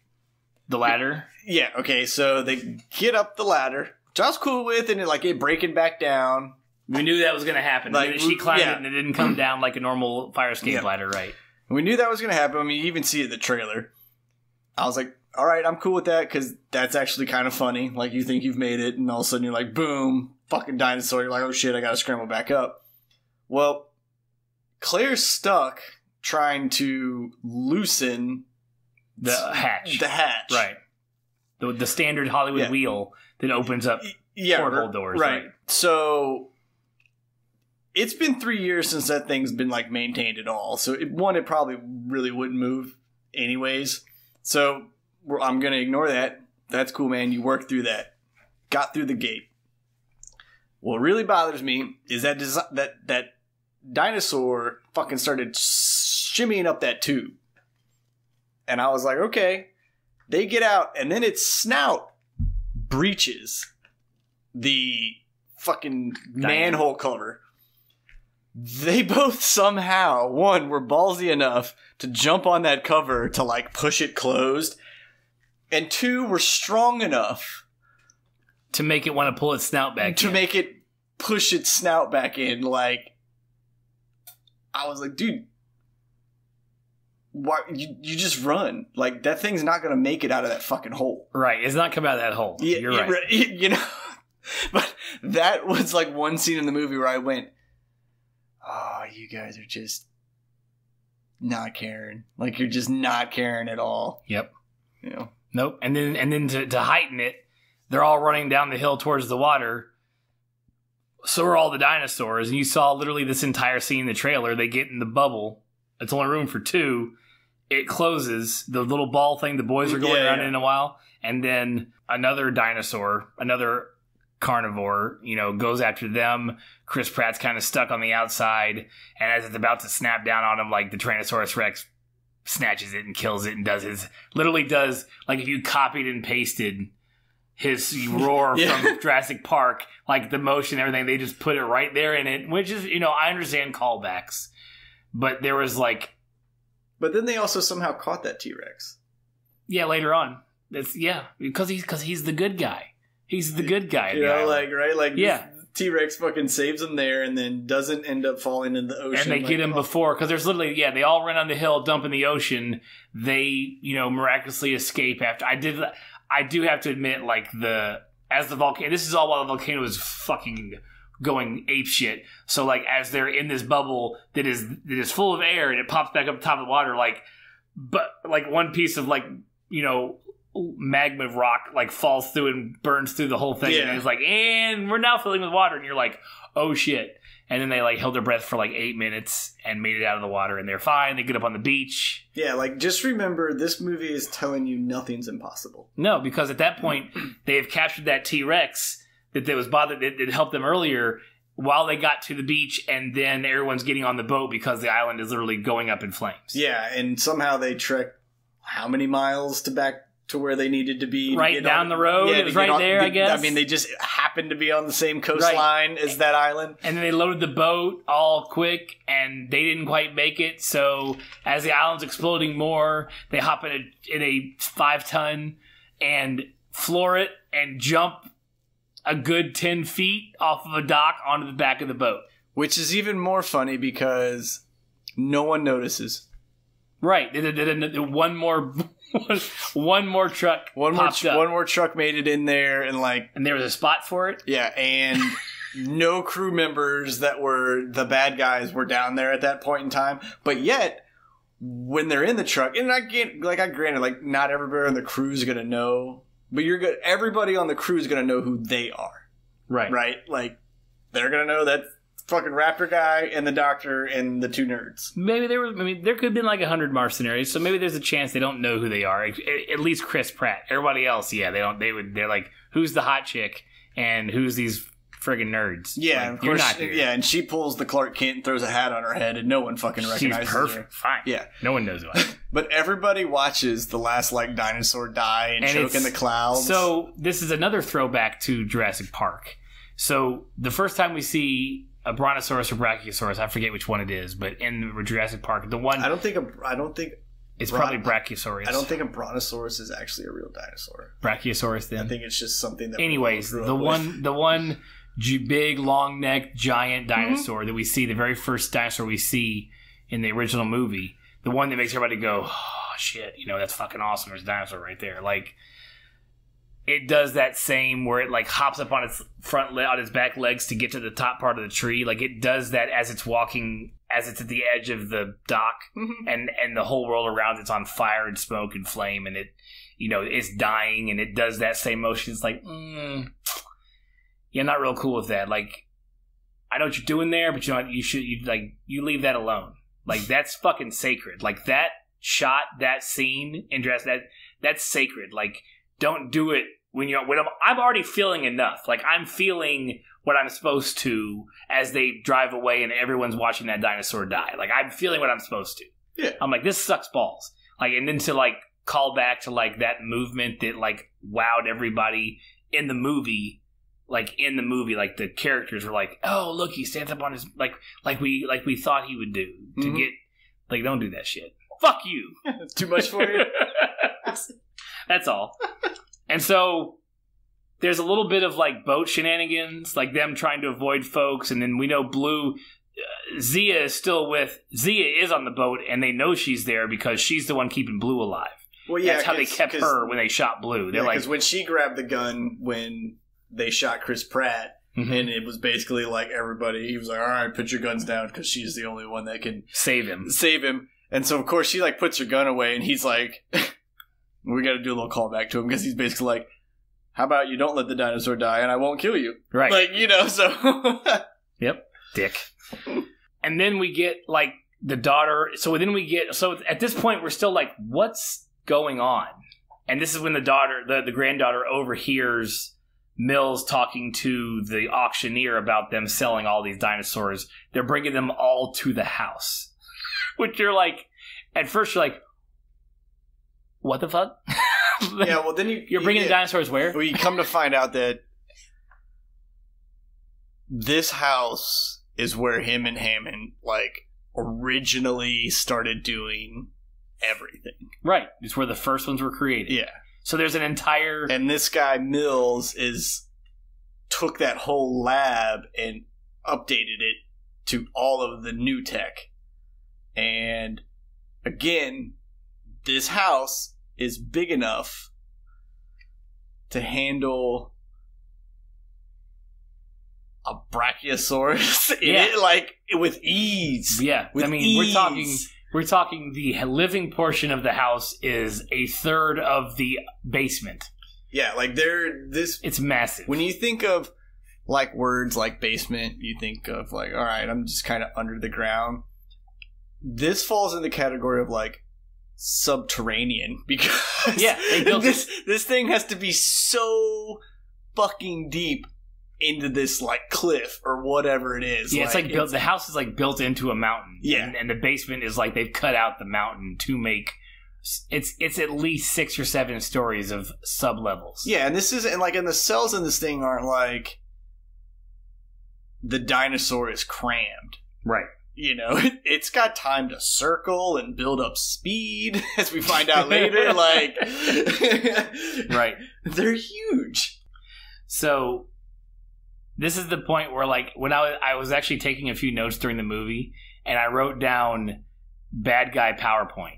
Like, he literally did his PowerPoint presentation of his evil, nefarious plan. So when he's explaining to the auctioneer that they're going to sell the dinosaurs that are currently being transported to the island, and that they'll be here on time, and don't worry, they're also going to unveil their brand new dinosaur they've created that is the Indoraptor, which it's like the Indominus Rex, but more raptor than Rex. Because remember, the Indominus Rex had raptor in it too. Because it would make, like, the raptor noise that you said you were going to talk the entire podcast in. Oh, yeah. Yeah. Right. And the whole point of them bringing, and the fact that Blue's injured, the whole point of them bringing Blue back alive is that they wanted Blue to, like, imprint on him to be able to control him. They wanted to be able to control the Indoraptor to do their bidding, as like Blue does. Yeah. So basically to what, I guess? See, I mean, it's still like it gets a little confusing because they've already got this one train on visual and an audio cue. Yeah, Right? Yeah, we Right, find so- out during the auction that it tracks on laser and then sonar. Yeah, and But they want it to be able to be, like, I don't know, yeah, the whole time. like sit. I mean, Because they didn't get Blue, that means they couldn't have gotten Owen reasonably, and the movie wouldn't have happened correctly. So that's Yeah. why they need Blue, damn it. This because I mean, it would make more sense if they were like, we need Blue because we have to figure out what special enzyme or what little unique thing in her is different from our Raptor. Is different from this one. But they're like, no. We need this one because it's gonna basically be mama to all the other ones, and once they see that Blue goes, oh, Chris Pratt, by the way, only person Blue listens to, Right. goes, you're cool. So basically they're like, we're gonna make an army for Chris Pratt. Yeah, without Chris Pratt. Yeah. 'Cause that was not part of the plan. No. And I don't know. See, again, it's just where like kind of... It's large leaps like that convolute this movie to the point where it's not fun to watch, because there's parts of it that are fun, like the whole escape from the island. It's fun, but it doesn't make any sense. Like it's not good. Yeah, like you could have made this whole movie about the escape from the island. Yeah. And then Or you could have literally skipped the snatching of the dinosaurs, made that some backwoods. Well, that's what I'm saying. Like, we never saw. We just knew at some point they were at the house. Yeah, well, that's what I'm saying. Like, you could have done it where they would get there to go, like, round up Blue, and the bad guys get Blue, right? So then the whole story is to get back to rescue Blue. But they're already gone.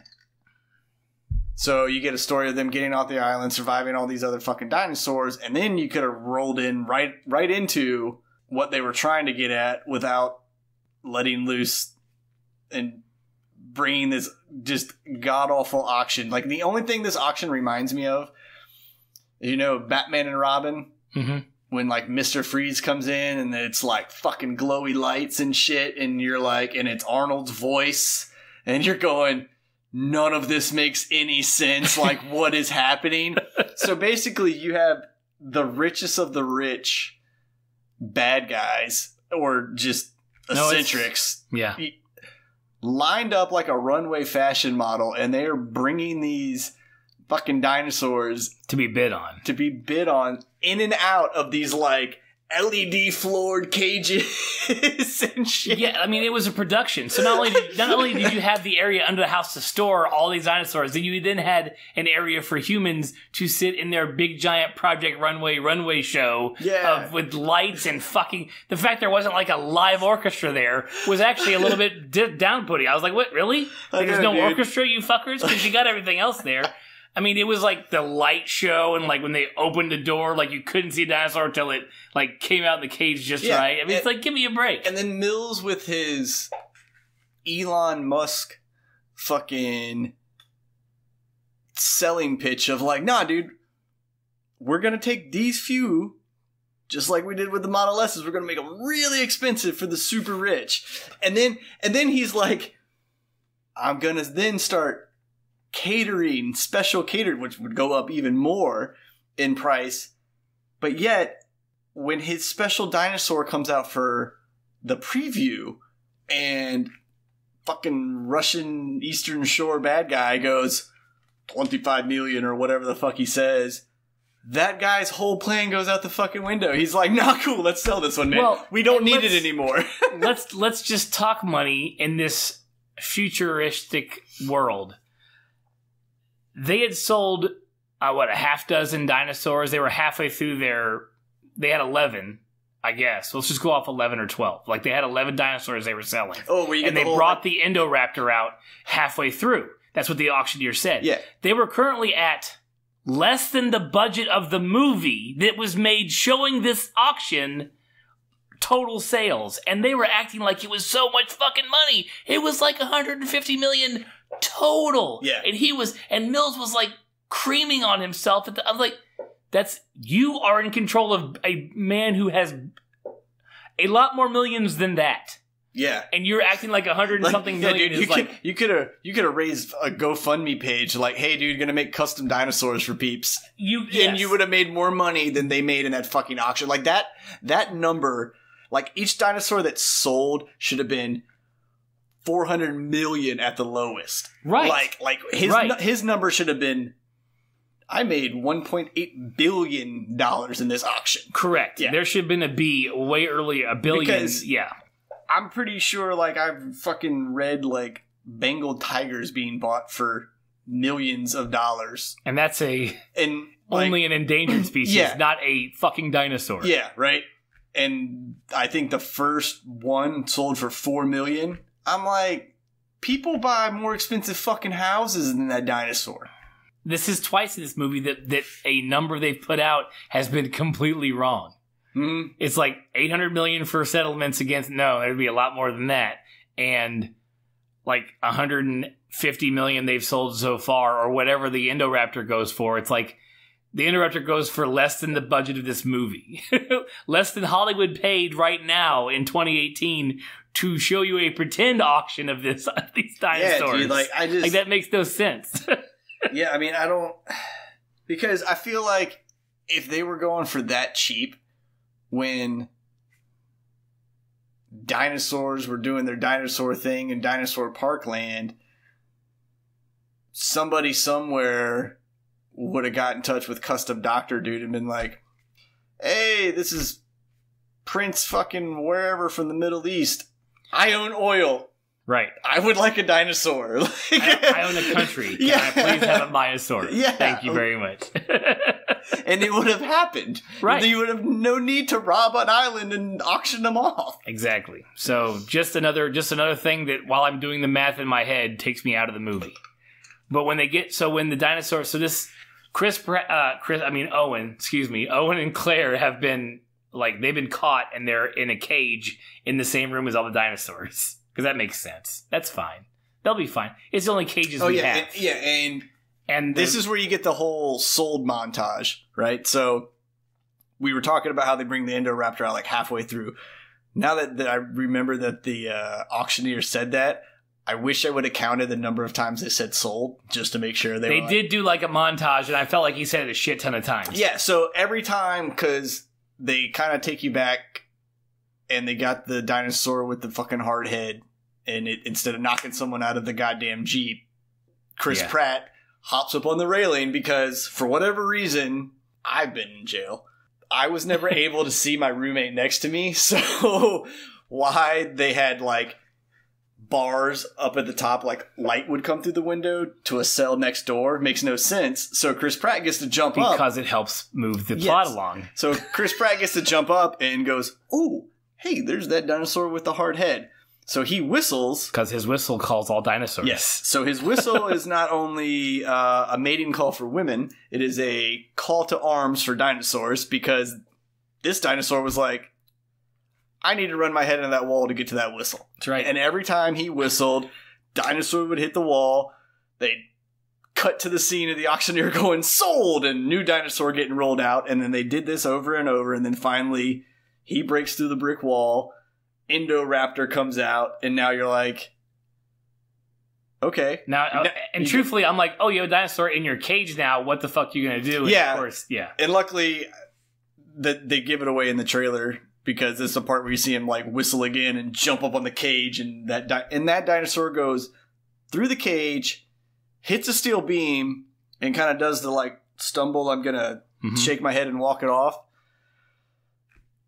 I just don't understand why he just immediately ignored Chris Pratt and Claire. Right. Or Owen and Claire. His freedom is... Like, he was so hell-bent on getting to him. Yeah. That once he was out and donged his head, he was like, nah, man, fuck that. You guys go do your thing. I'm going to go wander around. Yep. And we didn't even mention that at one point, the granddaughter, like, almost gets eaten by the Indoraptor.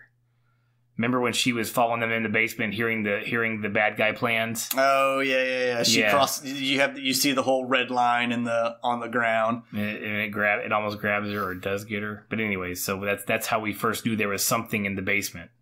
Yeah. Because now it's we've gone from a dinosaur escape dinosaurs escape the island movie to a monster in the house, which we're going to get to very, very shortly. Yeah, and because Chris Pratt sends that hard-headed dinosaur up the elevator to the main floor. Yeah, which was funny watching people fly in the air. That was an entertaining scene. Yeah. Like because you don't care about anybody in that room.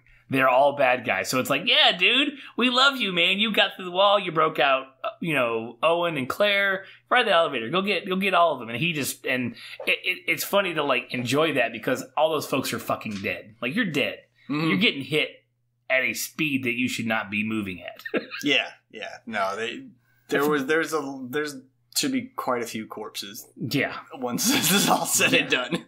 People just flying, and it's more funny. Like the way it's filmed is more funny. But because you see some people that are like just getting parted and like knocked over, and then like every so often you would see a person go flying like 22 feet in the fucking air, and you're like, holy shit, man! Yeah, for that to happen, that's like 60-mile-an-hour car hit. Like you're getting hit by a car.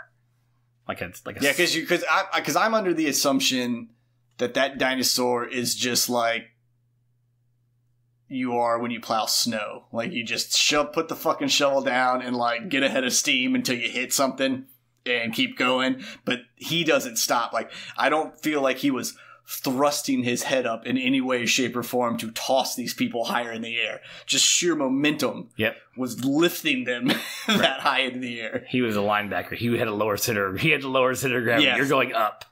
Yeah. He was like Juggernaut. Pretty much. Dinosaur Juggernaut. Let's see. So, what happens next? The crowd disperses to a certain extent. They're all running around crazy. So then we get the Indoraptor's release. Like how? Because the Indoraptor's in a cage. It's perfectly fine. It's in a cage and cannot get out. And this is when. Well, haven't we found that? Because Maisie, we've already seen her scale. Maisie is that the granddaughter's name? Isn't it? I don't know. We haven't even mentioned her name in the whole show yet. Yep, you are correct. Nice. What does she do? Right, well, because Lockwood's dead, right? Oh, yeah. So during part of the movie, Mills killed. Lockwood tells the bad guy. Yeah. So Lockwood, calls him in. Because, so first of all, Maisie... Oh, yeah. And the house that... The fucking dumbwaiters in this house are the most perfectly placed dumbwaiters ever. Oh, yeah, but, dumbwaiter thing... Creative, I'll give you it. I just imagine a house like that would have dumbwaiters fucking everywhere. Like, it's so goddamn big, I just feel like there's one in every corner. Cool thing for a little kid to travel through, so I'm all like, yeah, man, that's fun as shit. Her going outside of her balcony like it was fucking nothing and scaling along the side of the house for the first time to get to Granddad and realize he's dead. Not to mention she does it again later in the movie. The first time because she goes to find him and he's been killed by Mills. Yeah, because he had locked her in a room. Yeah, because Mills had locked her in a room. Because he found her in the basement. Yep. So he goes to put her away, tells the nanny just lock her in the room, and she's like, that's not what I heard. That's what you want. And he's like, just fucking lock her in the room. That's what I want. Goes away.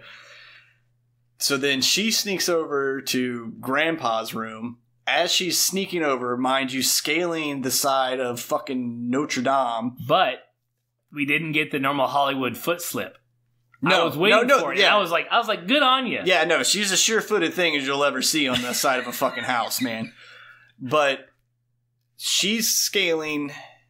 I mean, and let's be real here, this at the point where she's up, it was the highest part of the house that looked like a castle, and she was locked in it. So it was basically your princess locked away. Mm-hmm. So she's super fucking high up in the air, scales the side of this house, goes and finds dead Granddad, because dead Granddad calls in the bad guy that, granddaughter warned about, and where he brushed her aside and says, we'll talk about it in the morning. Mm-hmm. Which, dude, if your kid's ever telling you something with that much fever and right. for get your fucking wheelchair. Yeah, dude. Roll your old fucking ass out and listen to Something's her. up. They're trying to tell you something. So... Oh, and there may be a shit ton of trucks and dinosaurs being parked in your house. Right, How yeah. do you not fucking hear that shit? Yeah. There are dinosaurs doing their dinosaur Yeah, how scream. far underground are they? Like, I feel like even like at a certain point you would have heard one through a vent. Something. Yeah. Right. So anywho, ignoring that, fucking Lockwood, right? Lockwood? Is the grandfather. Yeah, so Grandpa is telling Owen, Mills, yes, not Owen, Mills, the plan, and Mills is like, but I was doing what's best for your... And then he just goes, I don't give a fuck, you're too old. No, he goes, and take that phone over there and call the Yeah, police. well, that was the best part. I was like, so as Mills, you can see, because as Grandpa's talking to Mills has turned away from him, and he did try to do, like, the grovel, and then as he turns away, you can already see he's like, I don't give a fuck, dude, I've already gone this far, like, you're not stopping me. So, Granddad's like, as if he was talking to a small child, goes... grab that phone and, like, call the authorities on yourself. Basically, is what he fucking told Right. Mills. And Mills goes, yeah, and grabs the pillow beside him. The pillow that the phone is placed on. Yeah. Because that's where I put my phone at night when it needed... On a table I can't get to. I'm in a wheelchair. On a pillow somewhere in the... Like, really? Mm-hmm. I know you're setting up, like...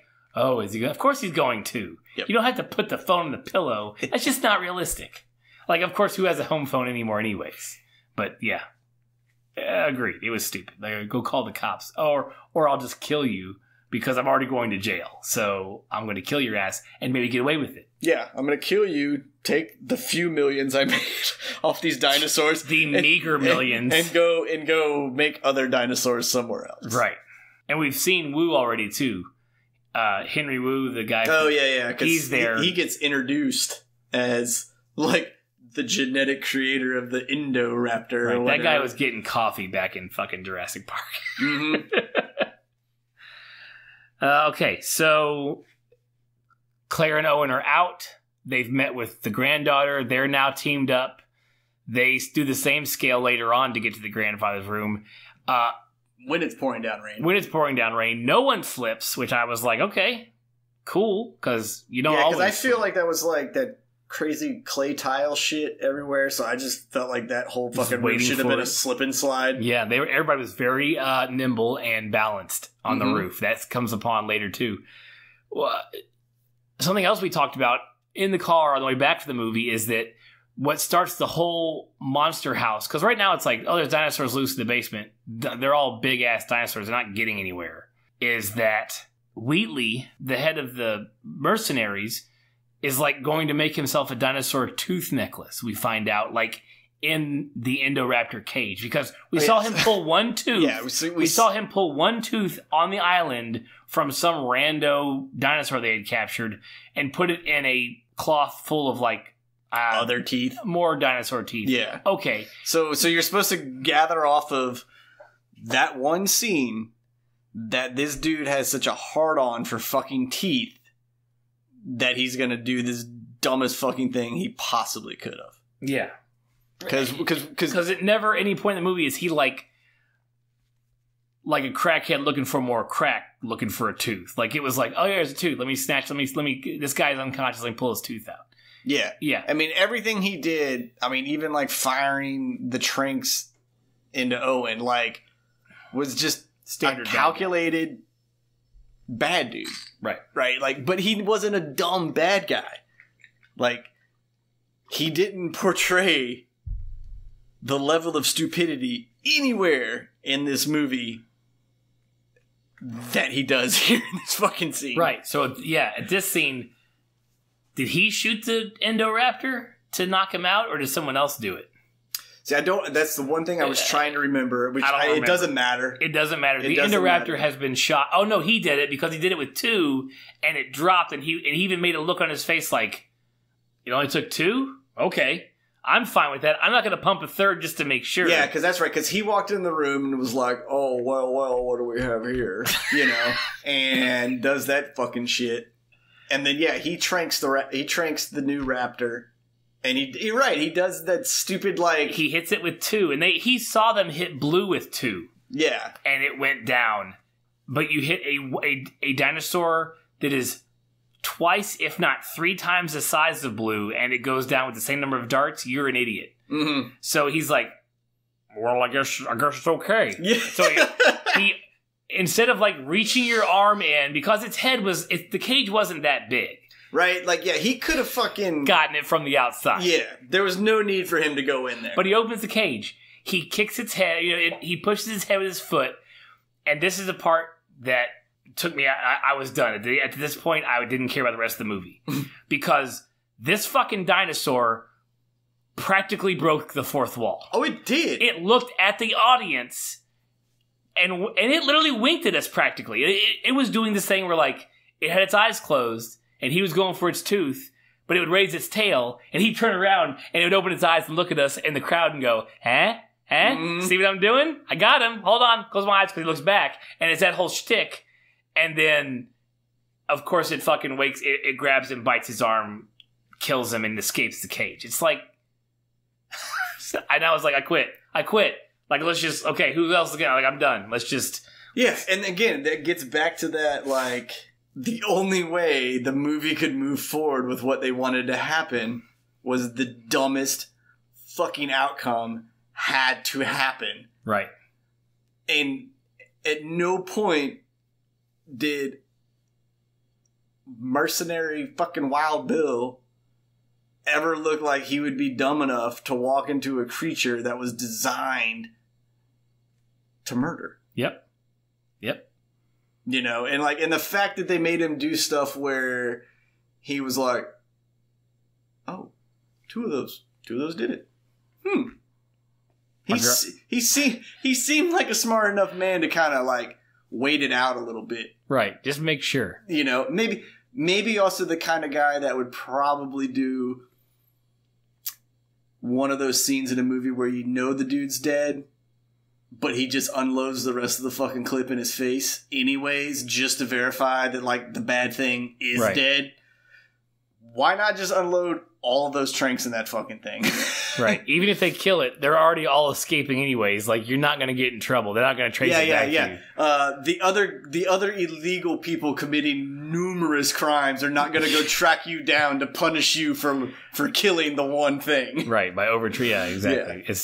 Yeah. So the rest of it is Owen and Claire and Maisie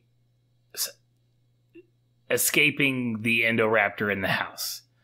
That's the next 20 minutes at least.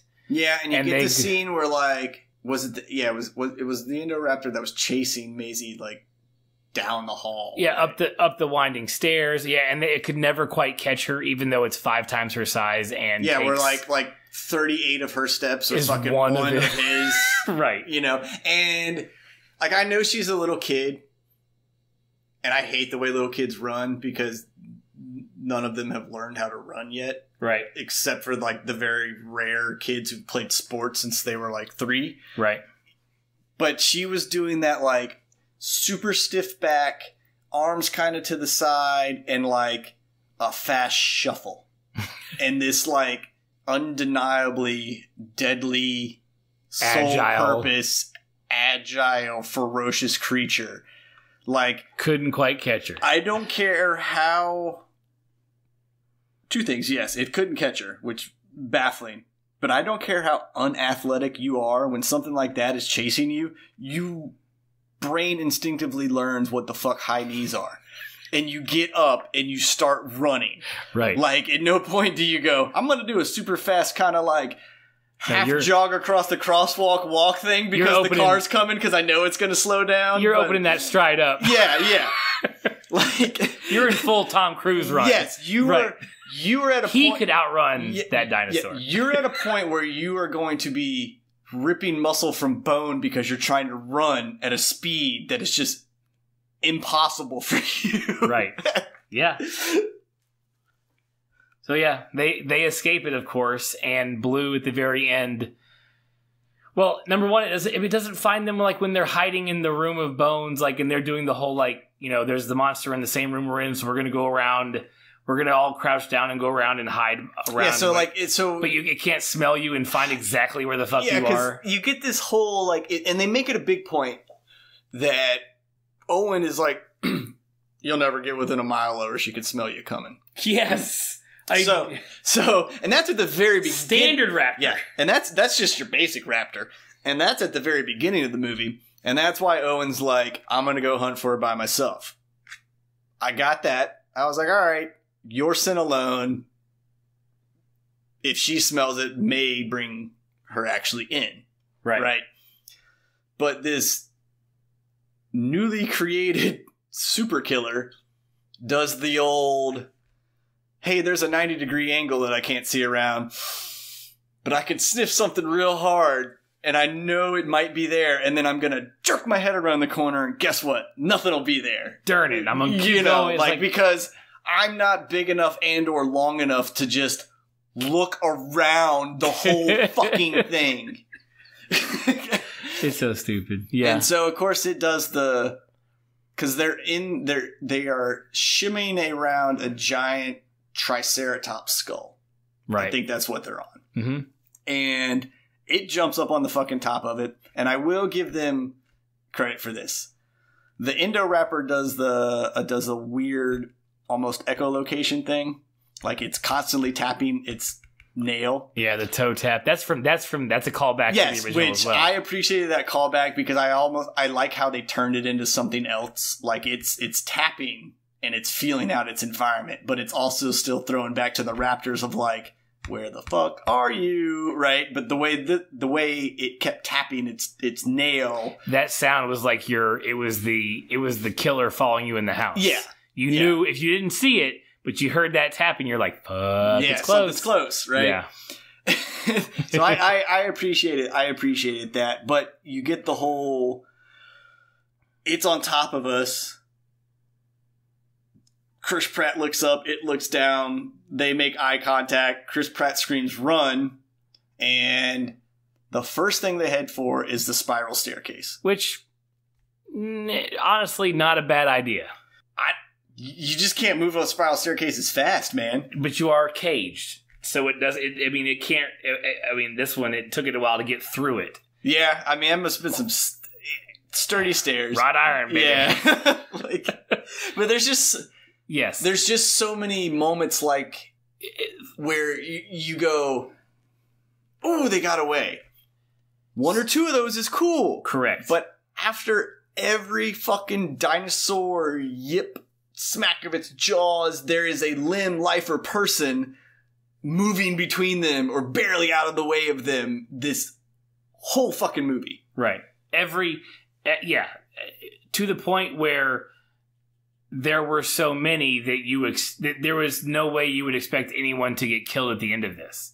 Like, they've all avoided it so many times, it's like, well, they're just going to do this the entire movie, which is exactly what they did. Yeah. And like, it wasn't Claire got wounded because the lights came back on and they were back in behind the glass and it broke through the glass and, like, stabbed her leg.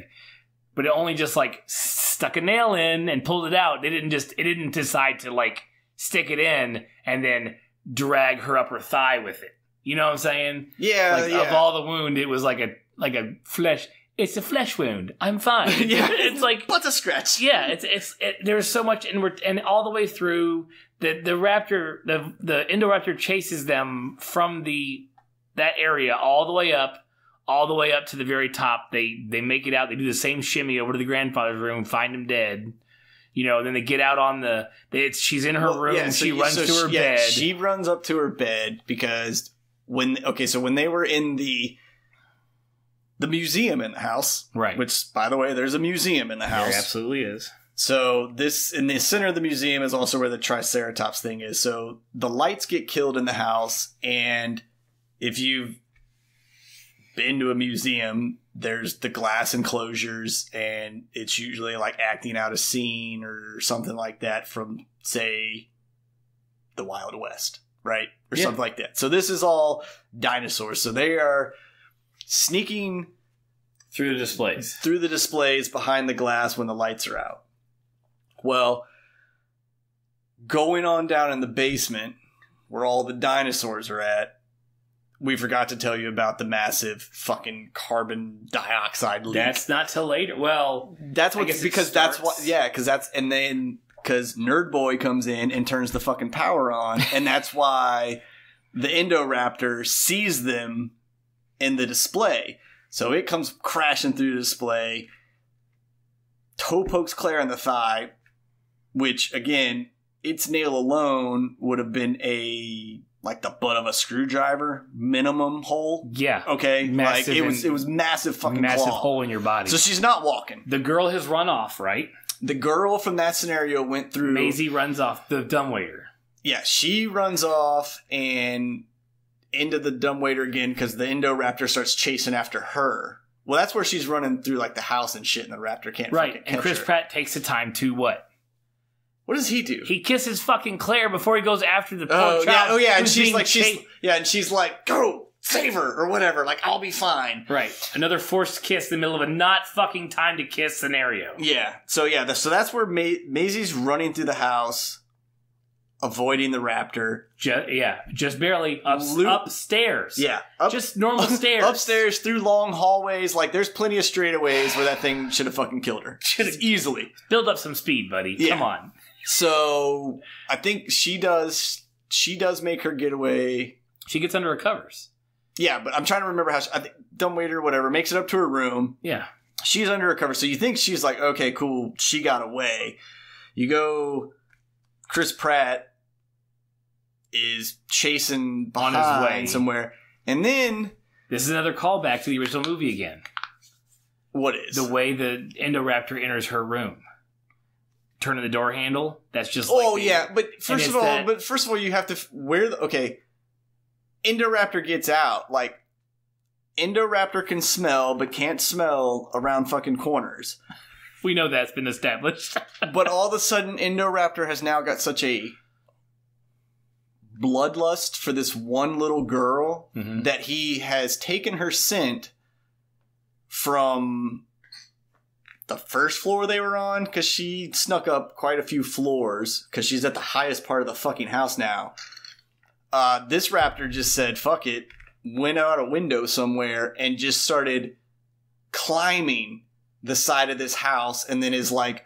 Knows what room she's in. One now can smell well enough to know exactly what room she's in. It's pouring down rain. I don't know how claws work on tile, but I've seen my dog run. It's definitely hanging upside down in the pouring rain. I've seen my dog run on things that aren't carpet, and it does the whole like... and it takes off running. So you got this fucking Spider-Man Indoraptor now doing the... I'm gonna lean over the side of the house, figure out how to unlock a door now. Call back to the original movie. Which I was like, cool, there's that. Not cool, but okay. Opens the door, and then somehow, because when you see it come down, it picture Batman. Thank you. Hanging upside down, right? And then, without breaking his head from the lowest plane, he is somehow able to stretch his leg down to the ground and then pivot and stand up. Right. That's what this raptor does. It's hanging over, opens the door up with its front hand, and then goes... Puts a foot down. Puts a bottom foot down, fucking taps the glass. So at some point, this raptor's on the outside of the house, just doing a split from balcony to gutter. And it's turning its body to enter under a door frame. Right. And shimmy in. And then slowly reach its hand towards her, giving Chris Pratt enough time to run up to the room and shoot it with a... Yeah, so again, I know we're supposed to like believe that the Indoraptors are susceptible to Chris Pratt's charm? No. Is that what you're going for? No, like...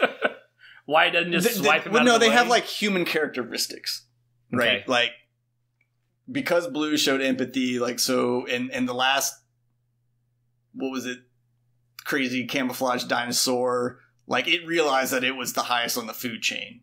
And it was like, all right. But you just expected it. In that one, it was like, oh, it's got too much dinosaur in it. Right. Like, it's just bad. This one, these Indoraptors, are like super duper intelligent.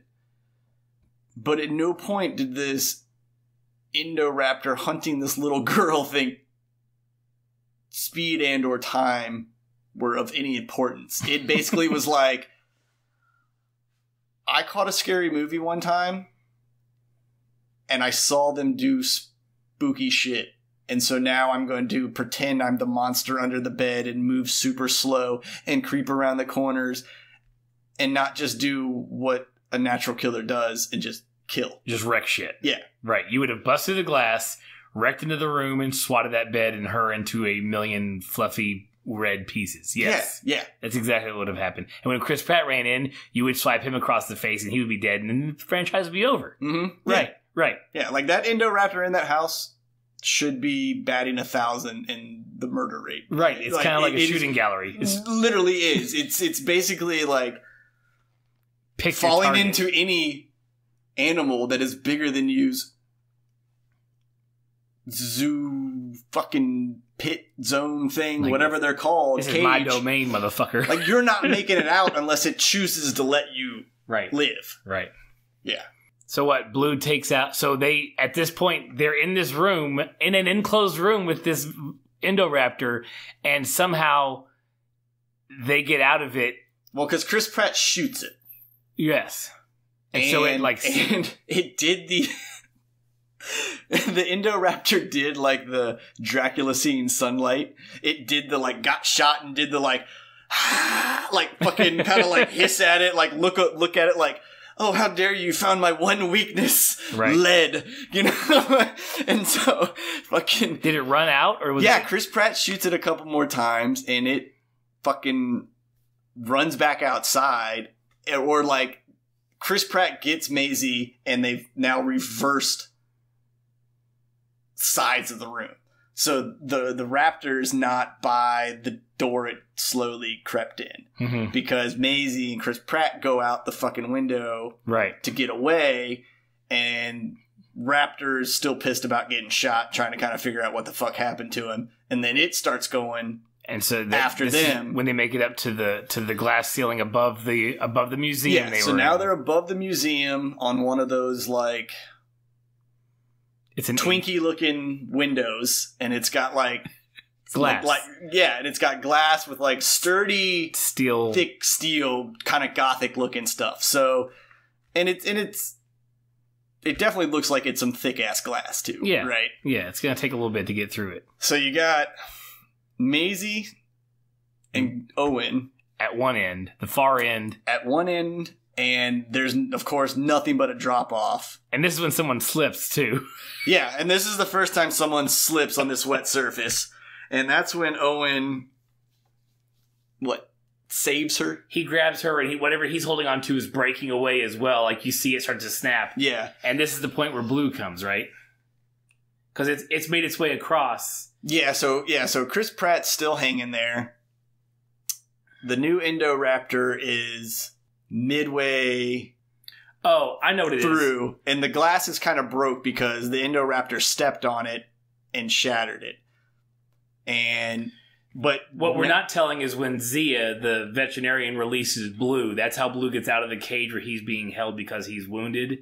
Remember, she lets him out. Forgot to and say, that's where Blue gets... Yeah, we forgot to say how Blue...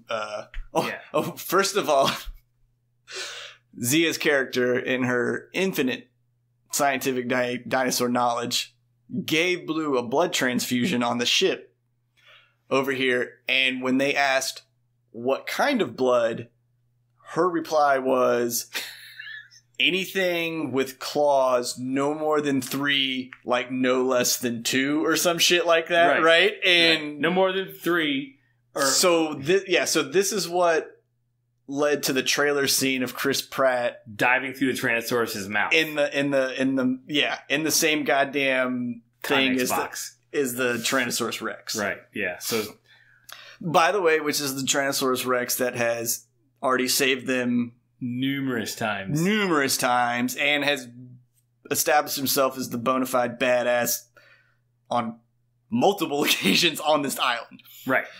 So he's in the house too. Just to remind everybody. Never see him, but he'll be go to the Natural History Museum and look at the picture of the Tyrannosaurus Rex in all of its infinite glory, and now imagine this house that is housing 11 different dinosaurs of that magnitude. At least, yeah. Yeah. So then Blue has been released by Zia, and as the Indoraptor is closing on Owen and the glass is kind of cracking, Blue hops on it, knocks it through, and it literally falls through the glass. Nope. No? Is that what happened? Because remember Claire somehow makes it all the way up. She drags her busted ass leg. Yeah, so Claire makes it all the way up to the roof, above the museum that she was just in. Right. With a hole in her leg.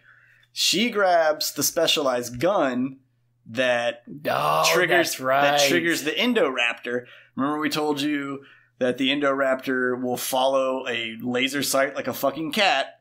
And then once it gets locked on, it has an audible cue that once you hit it, says, hey, that thing with the red light on it. Kill it. Go kill it.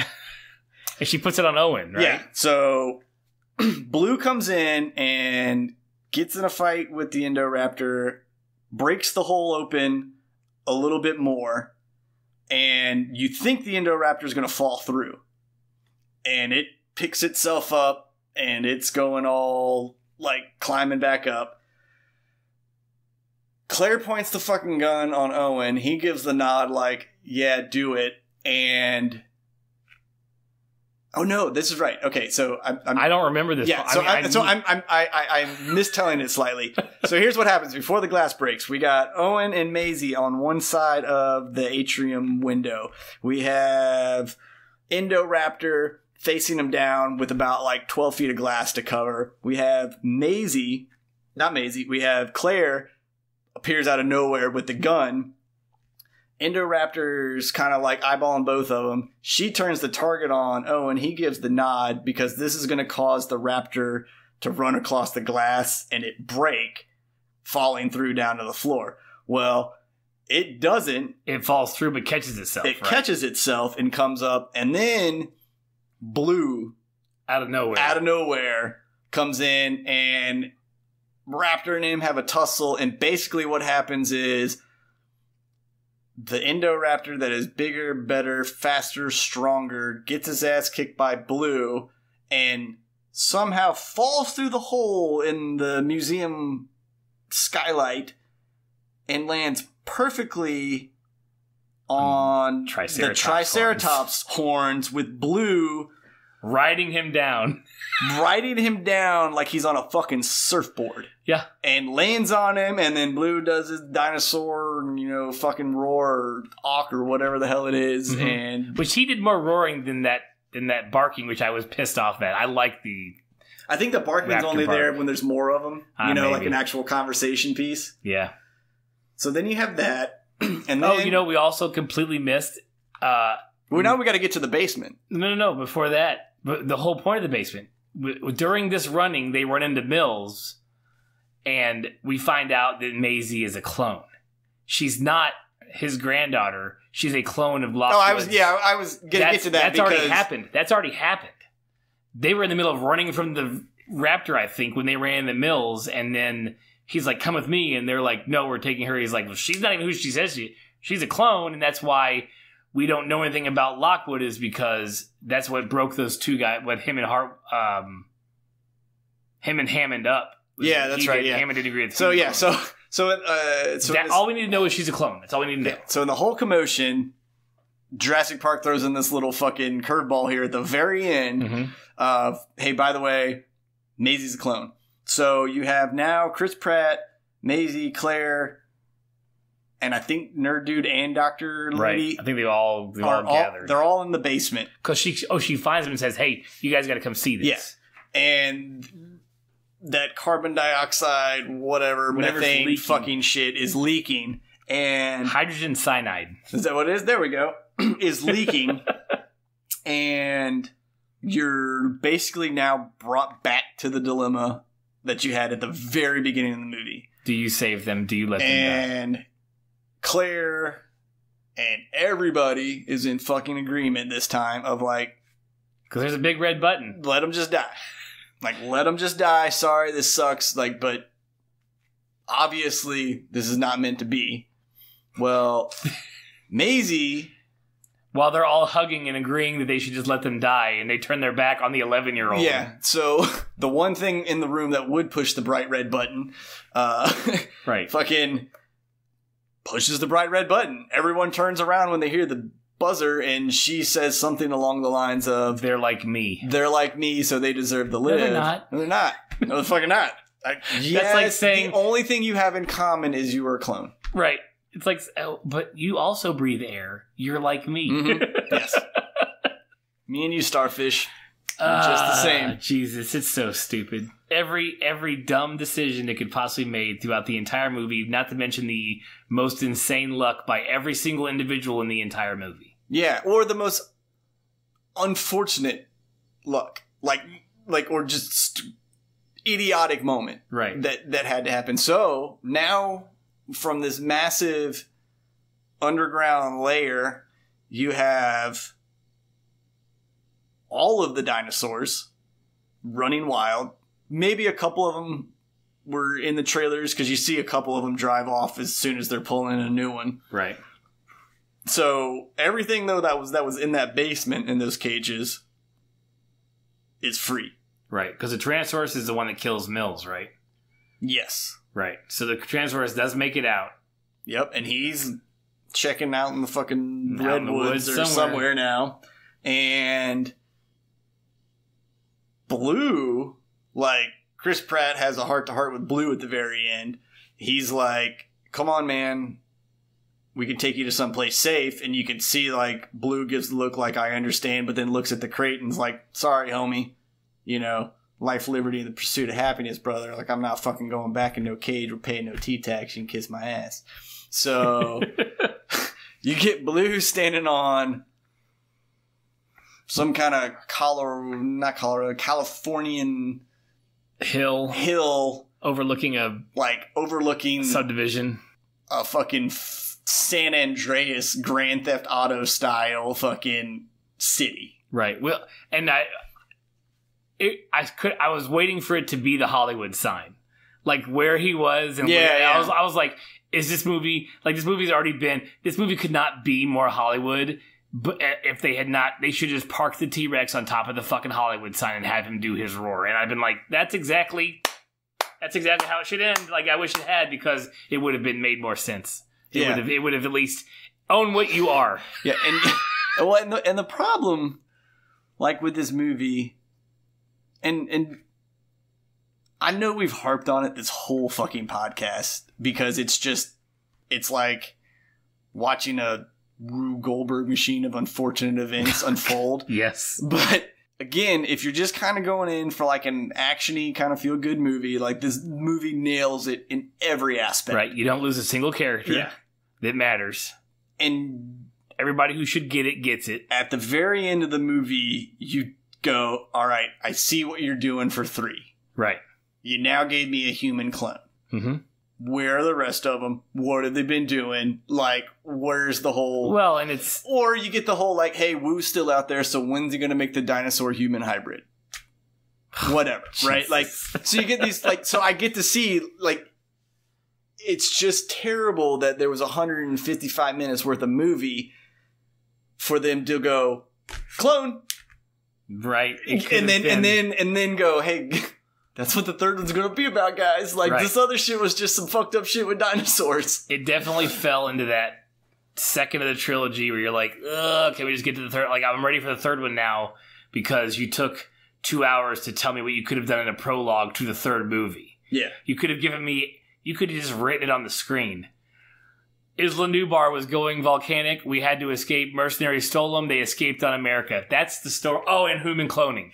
That's it. That's literally, you could have given me 2 lines, those lines on the screen, and started the third movie. I mean, you could even just start like something even like, you know, like, after years of research from mosquitoes and ember, human cloning was the only next evolution, you know, and like, just kicked it off. Right. You know, like, but instead, you wanted to try to throw in some kind of crazy weaponized dinosaur. Right. But you did that in the first movie. Like, granted, so be it an accident. True. We didn't need it again. Like, you could have just You could have made a monster movie without having a new dinosaur, but now are we doing? Because I want to make this statement. I don't know if it's right. Is there a new dinosaur in any of the first three? Like where they've created a new dinosaur, that's not really a dinosaur? No, but I don't think they had to because no one knew the fuck about dinosaurs. Like, yeah. I mean, not like I don't still know shit about dinosaurs now. I'm not saying because of Jurassic Parks I now fucking understand dinosaurs. We've got long neck, big one, juggernaut dinosaur. Right? Yeah, seriously, dude. Like, let me name these fucking things. But dinosaurs were still like an unknown. Like, you just remember playing with the toys. So when like the Dilophosaurus came out, you're like, dude, I don't even give a fuck if that thing's real or not. Like, it fucking shot out crazy frills and spit shit. That was cool. I bet there is a dinosaur that like that. Right? Then they just fucking went like somewhere along the line. I mean, they even say it in the fucking reboot where they're like, you just made a new one? Where they're like, kids don't get excited about this shit anymore. Mm-hmm. Right? They're like, no one cares about regular fucking dinosaurs, so we had to build something bigger, stronger, faster, and scarier. You know? Cool. Like, there's your episode. Like, there's your monster. Like, right. Now this movie, you're doing it just for, like, rich people. Yeah, like, it could have been a thing where, like... Not that rich people, actually. We remade the other dinosaur. Like, they went and got the bone and made that one again. Right. And it was like, now we got it. Here's our fucking Frankenstein's monster. Whatever. But, like, just midway through this movie, they're like, hey, dude, I invented a new X-Men. He's a fucking dinosaur. Yep. Here you go. And then human cloning. And human cloning, right. So, right, if there's not a human dinosaur hybrid next movie, we will not be satisfied. Yeah, dude, like, I want something... Like, we can see you building there. Yeah, basically, like, really all they needed to go is go look at the fucking baseline of the Species movies. Yeah. And go, that freaky gangly shit when they transform, bring that in there.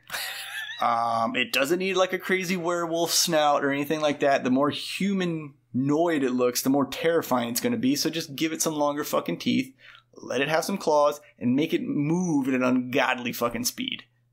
Yep. There you go. Yep. I mean, you can literally tell they know what the third movie is, and they had to get the first movie to the third movie. This movie is all whatever it takes to get us to what the third movie needs to be. Yeah. And it's so asinine that it would have worked better just as a title scroll at the beginning, as like the Star Wars scroll at the beginning of the movie. Just tell me the story that you wanted to tell for 2, and just don't make 2.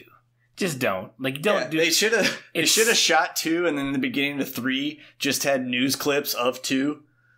Yeah, and then and basically the way they started 2 is how they should have just started 3, and then just rolled into it. Yep. So yeah. So guys, everybody listening, that's Jurassic World Fallen Kingdom. I have nothing else to say about it. I wish I wish it was better. It was enjoyable, but it was all surface layer. And it was so unbelievably... The fact that I call a movie with dinosaurs in it unbelievable. It's so fucking meta, but it is. It's just like, I can't help it. Yeah. Like, everything was so unbelievable that you can't... I can't get behind it. I'm going to go see the third one because now you've gotten me for 2 movies. I need to see it. 3 better be the greatest thing I've ever looked at. For you to give a fuck all about this movie and literally sign on to direct this movie just so you can direct the third one that you really, really, really want to direct. Like fuck you, bro. Yeah. Like this movie was like losing a sock in a dryer. Like, you have no idea how the fuck it happened. You have no idea where it's going. Like, I know I put it in there. And it was in there, and now it's not. And then you basically have just been resigned to forget about it. Right. Like, that's where this movie goes. It's like... Except the opening scene, which was marvelous. Yeah. Best part of the movie. Yeah. That was a Jurassic Park movie. That first opening scene. Yeah, the rest of this shit was just it's fucking nuts. Fucking runaway train with dinosaurs, man. Thanks for listening. Thanks for hanging on. Always follow us wherever you listen to your podcast at. Turn on the notification if it's got one, because you're going to need it for us. Next week, you'll get your Westworld finale episode. It's going to be a long talk. It's a 90-minute episode of a lot of information. Luckily, there was some fighting, so like we can cut out a few minutes of it. But man, it's a lot to talk about. So make sure you tune in for that. Ant-Man and the Wasp is coming down the road. Skyscraper is coming down the road with The Rock. That'll be our year anniversary podcast. That's going to be great. We got a lot of good stuff planned for you for the rest of the summer. So make sure you tune in, check us out, follow us, subscribe, all that good stuff. And for the two dads, this is Clay. Thank you for hanging on. We'll see you guys next week. Later, guys.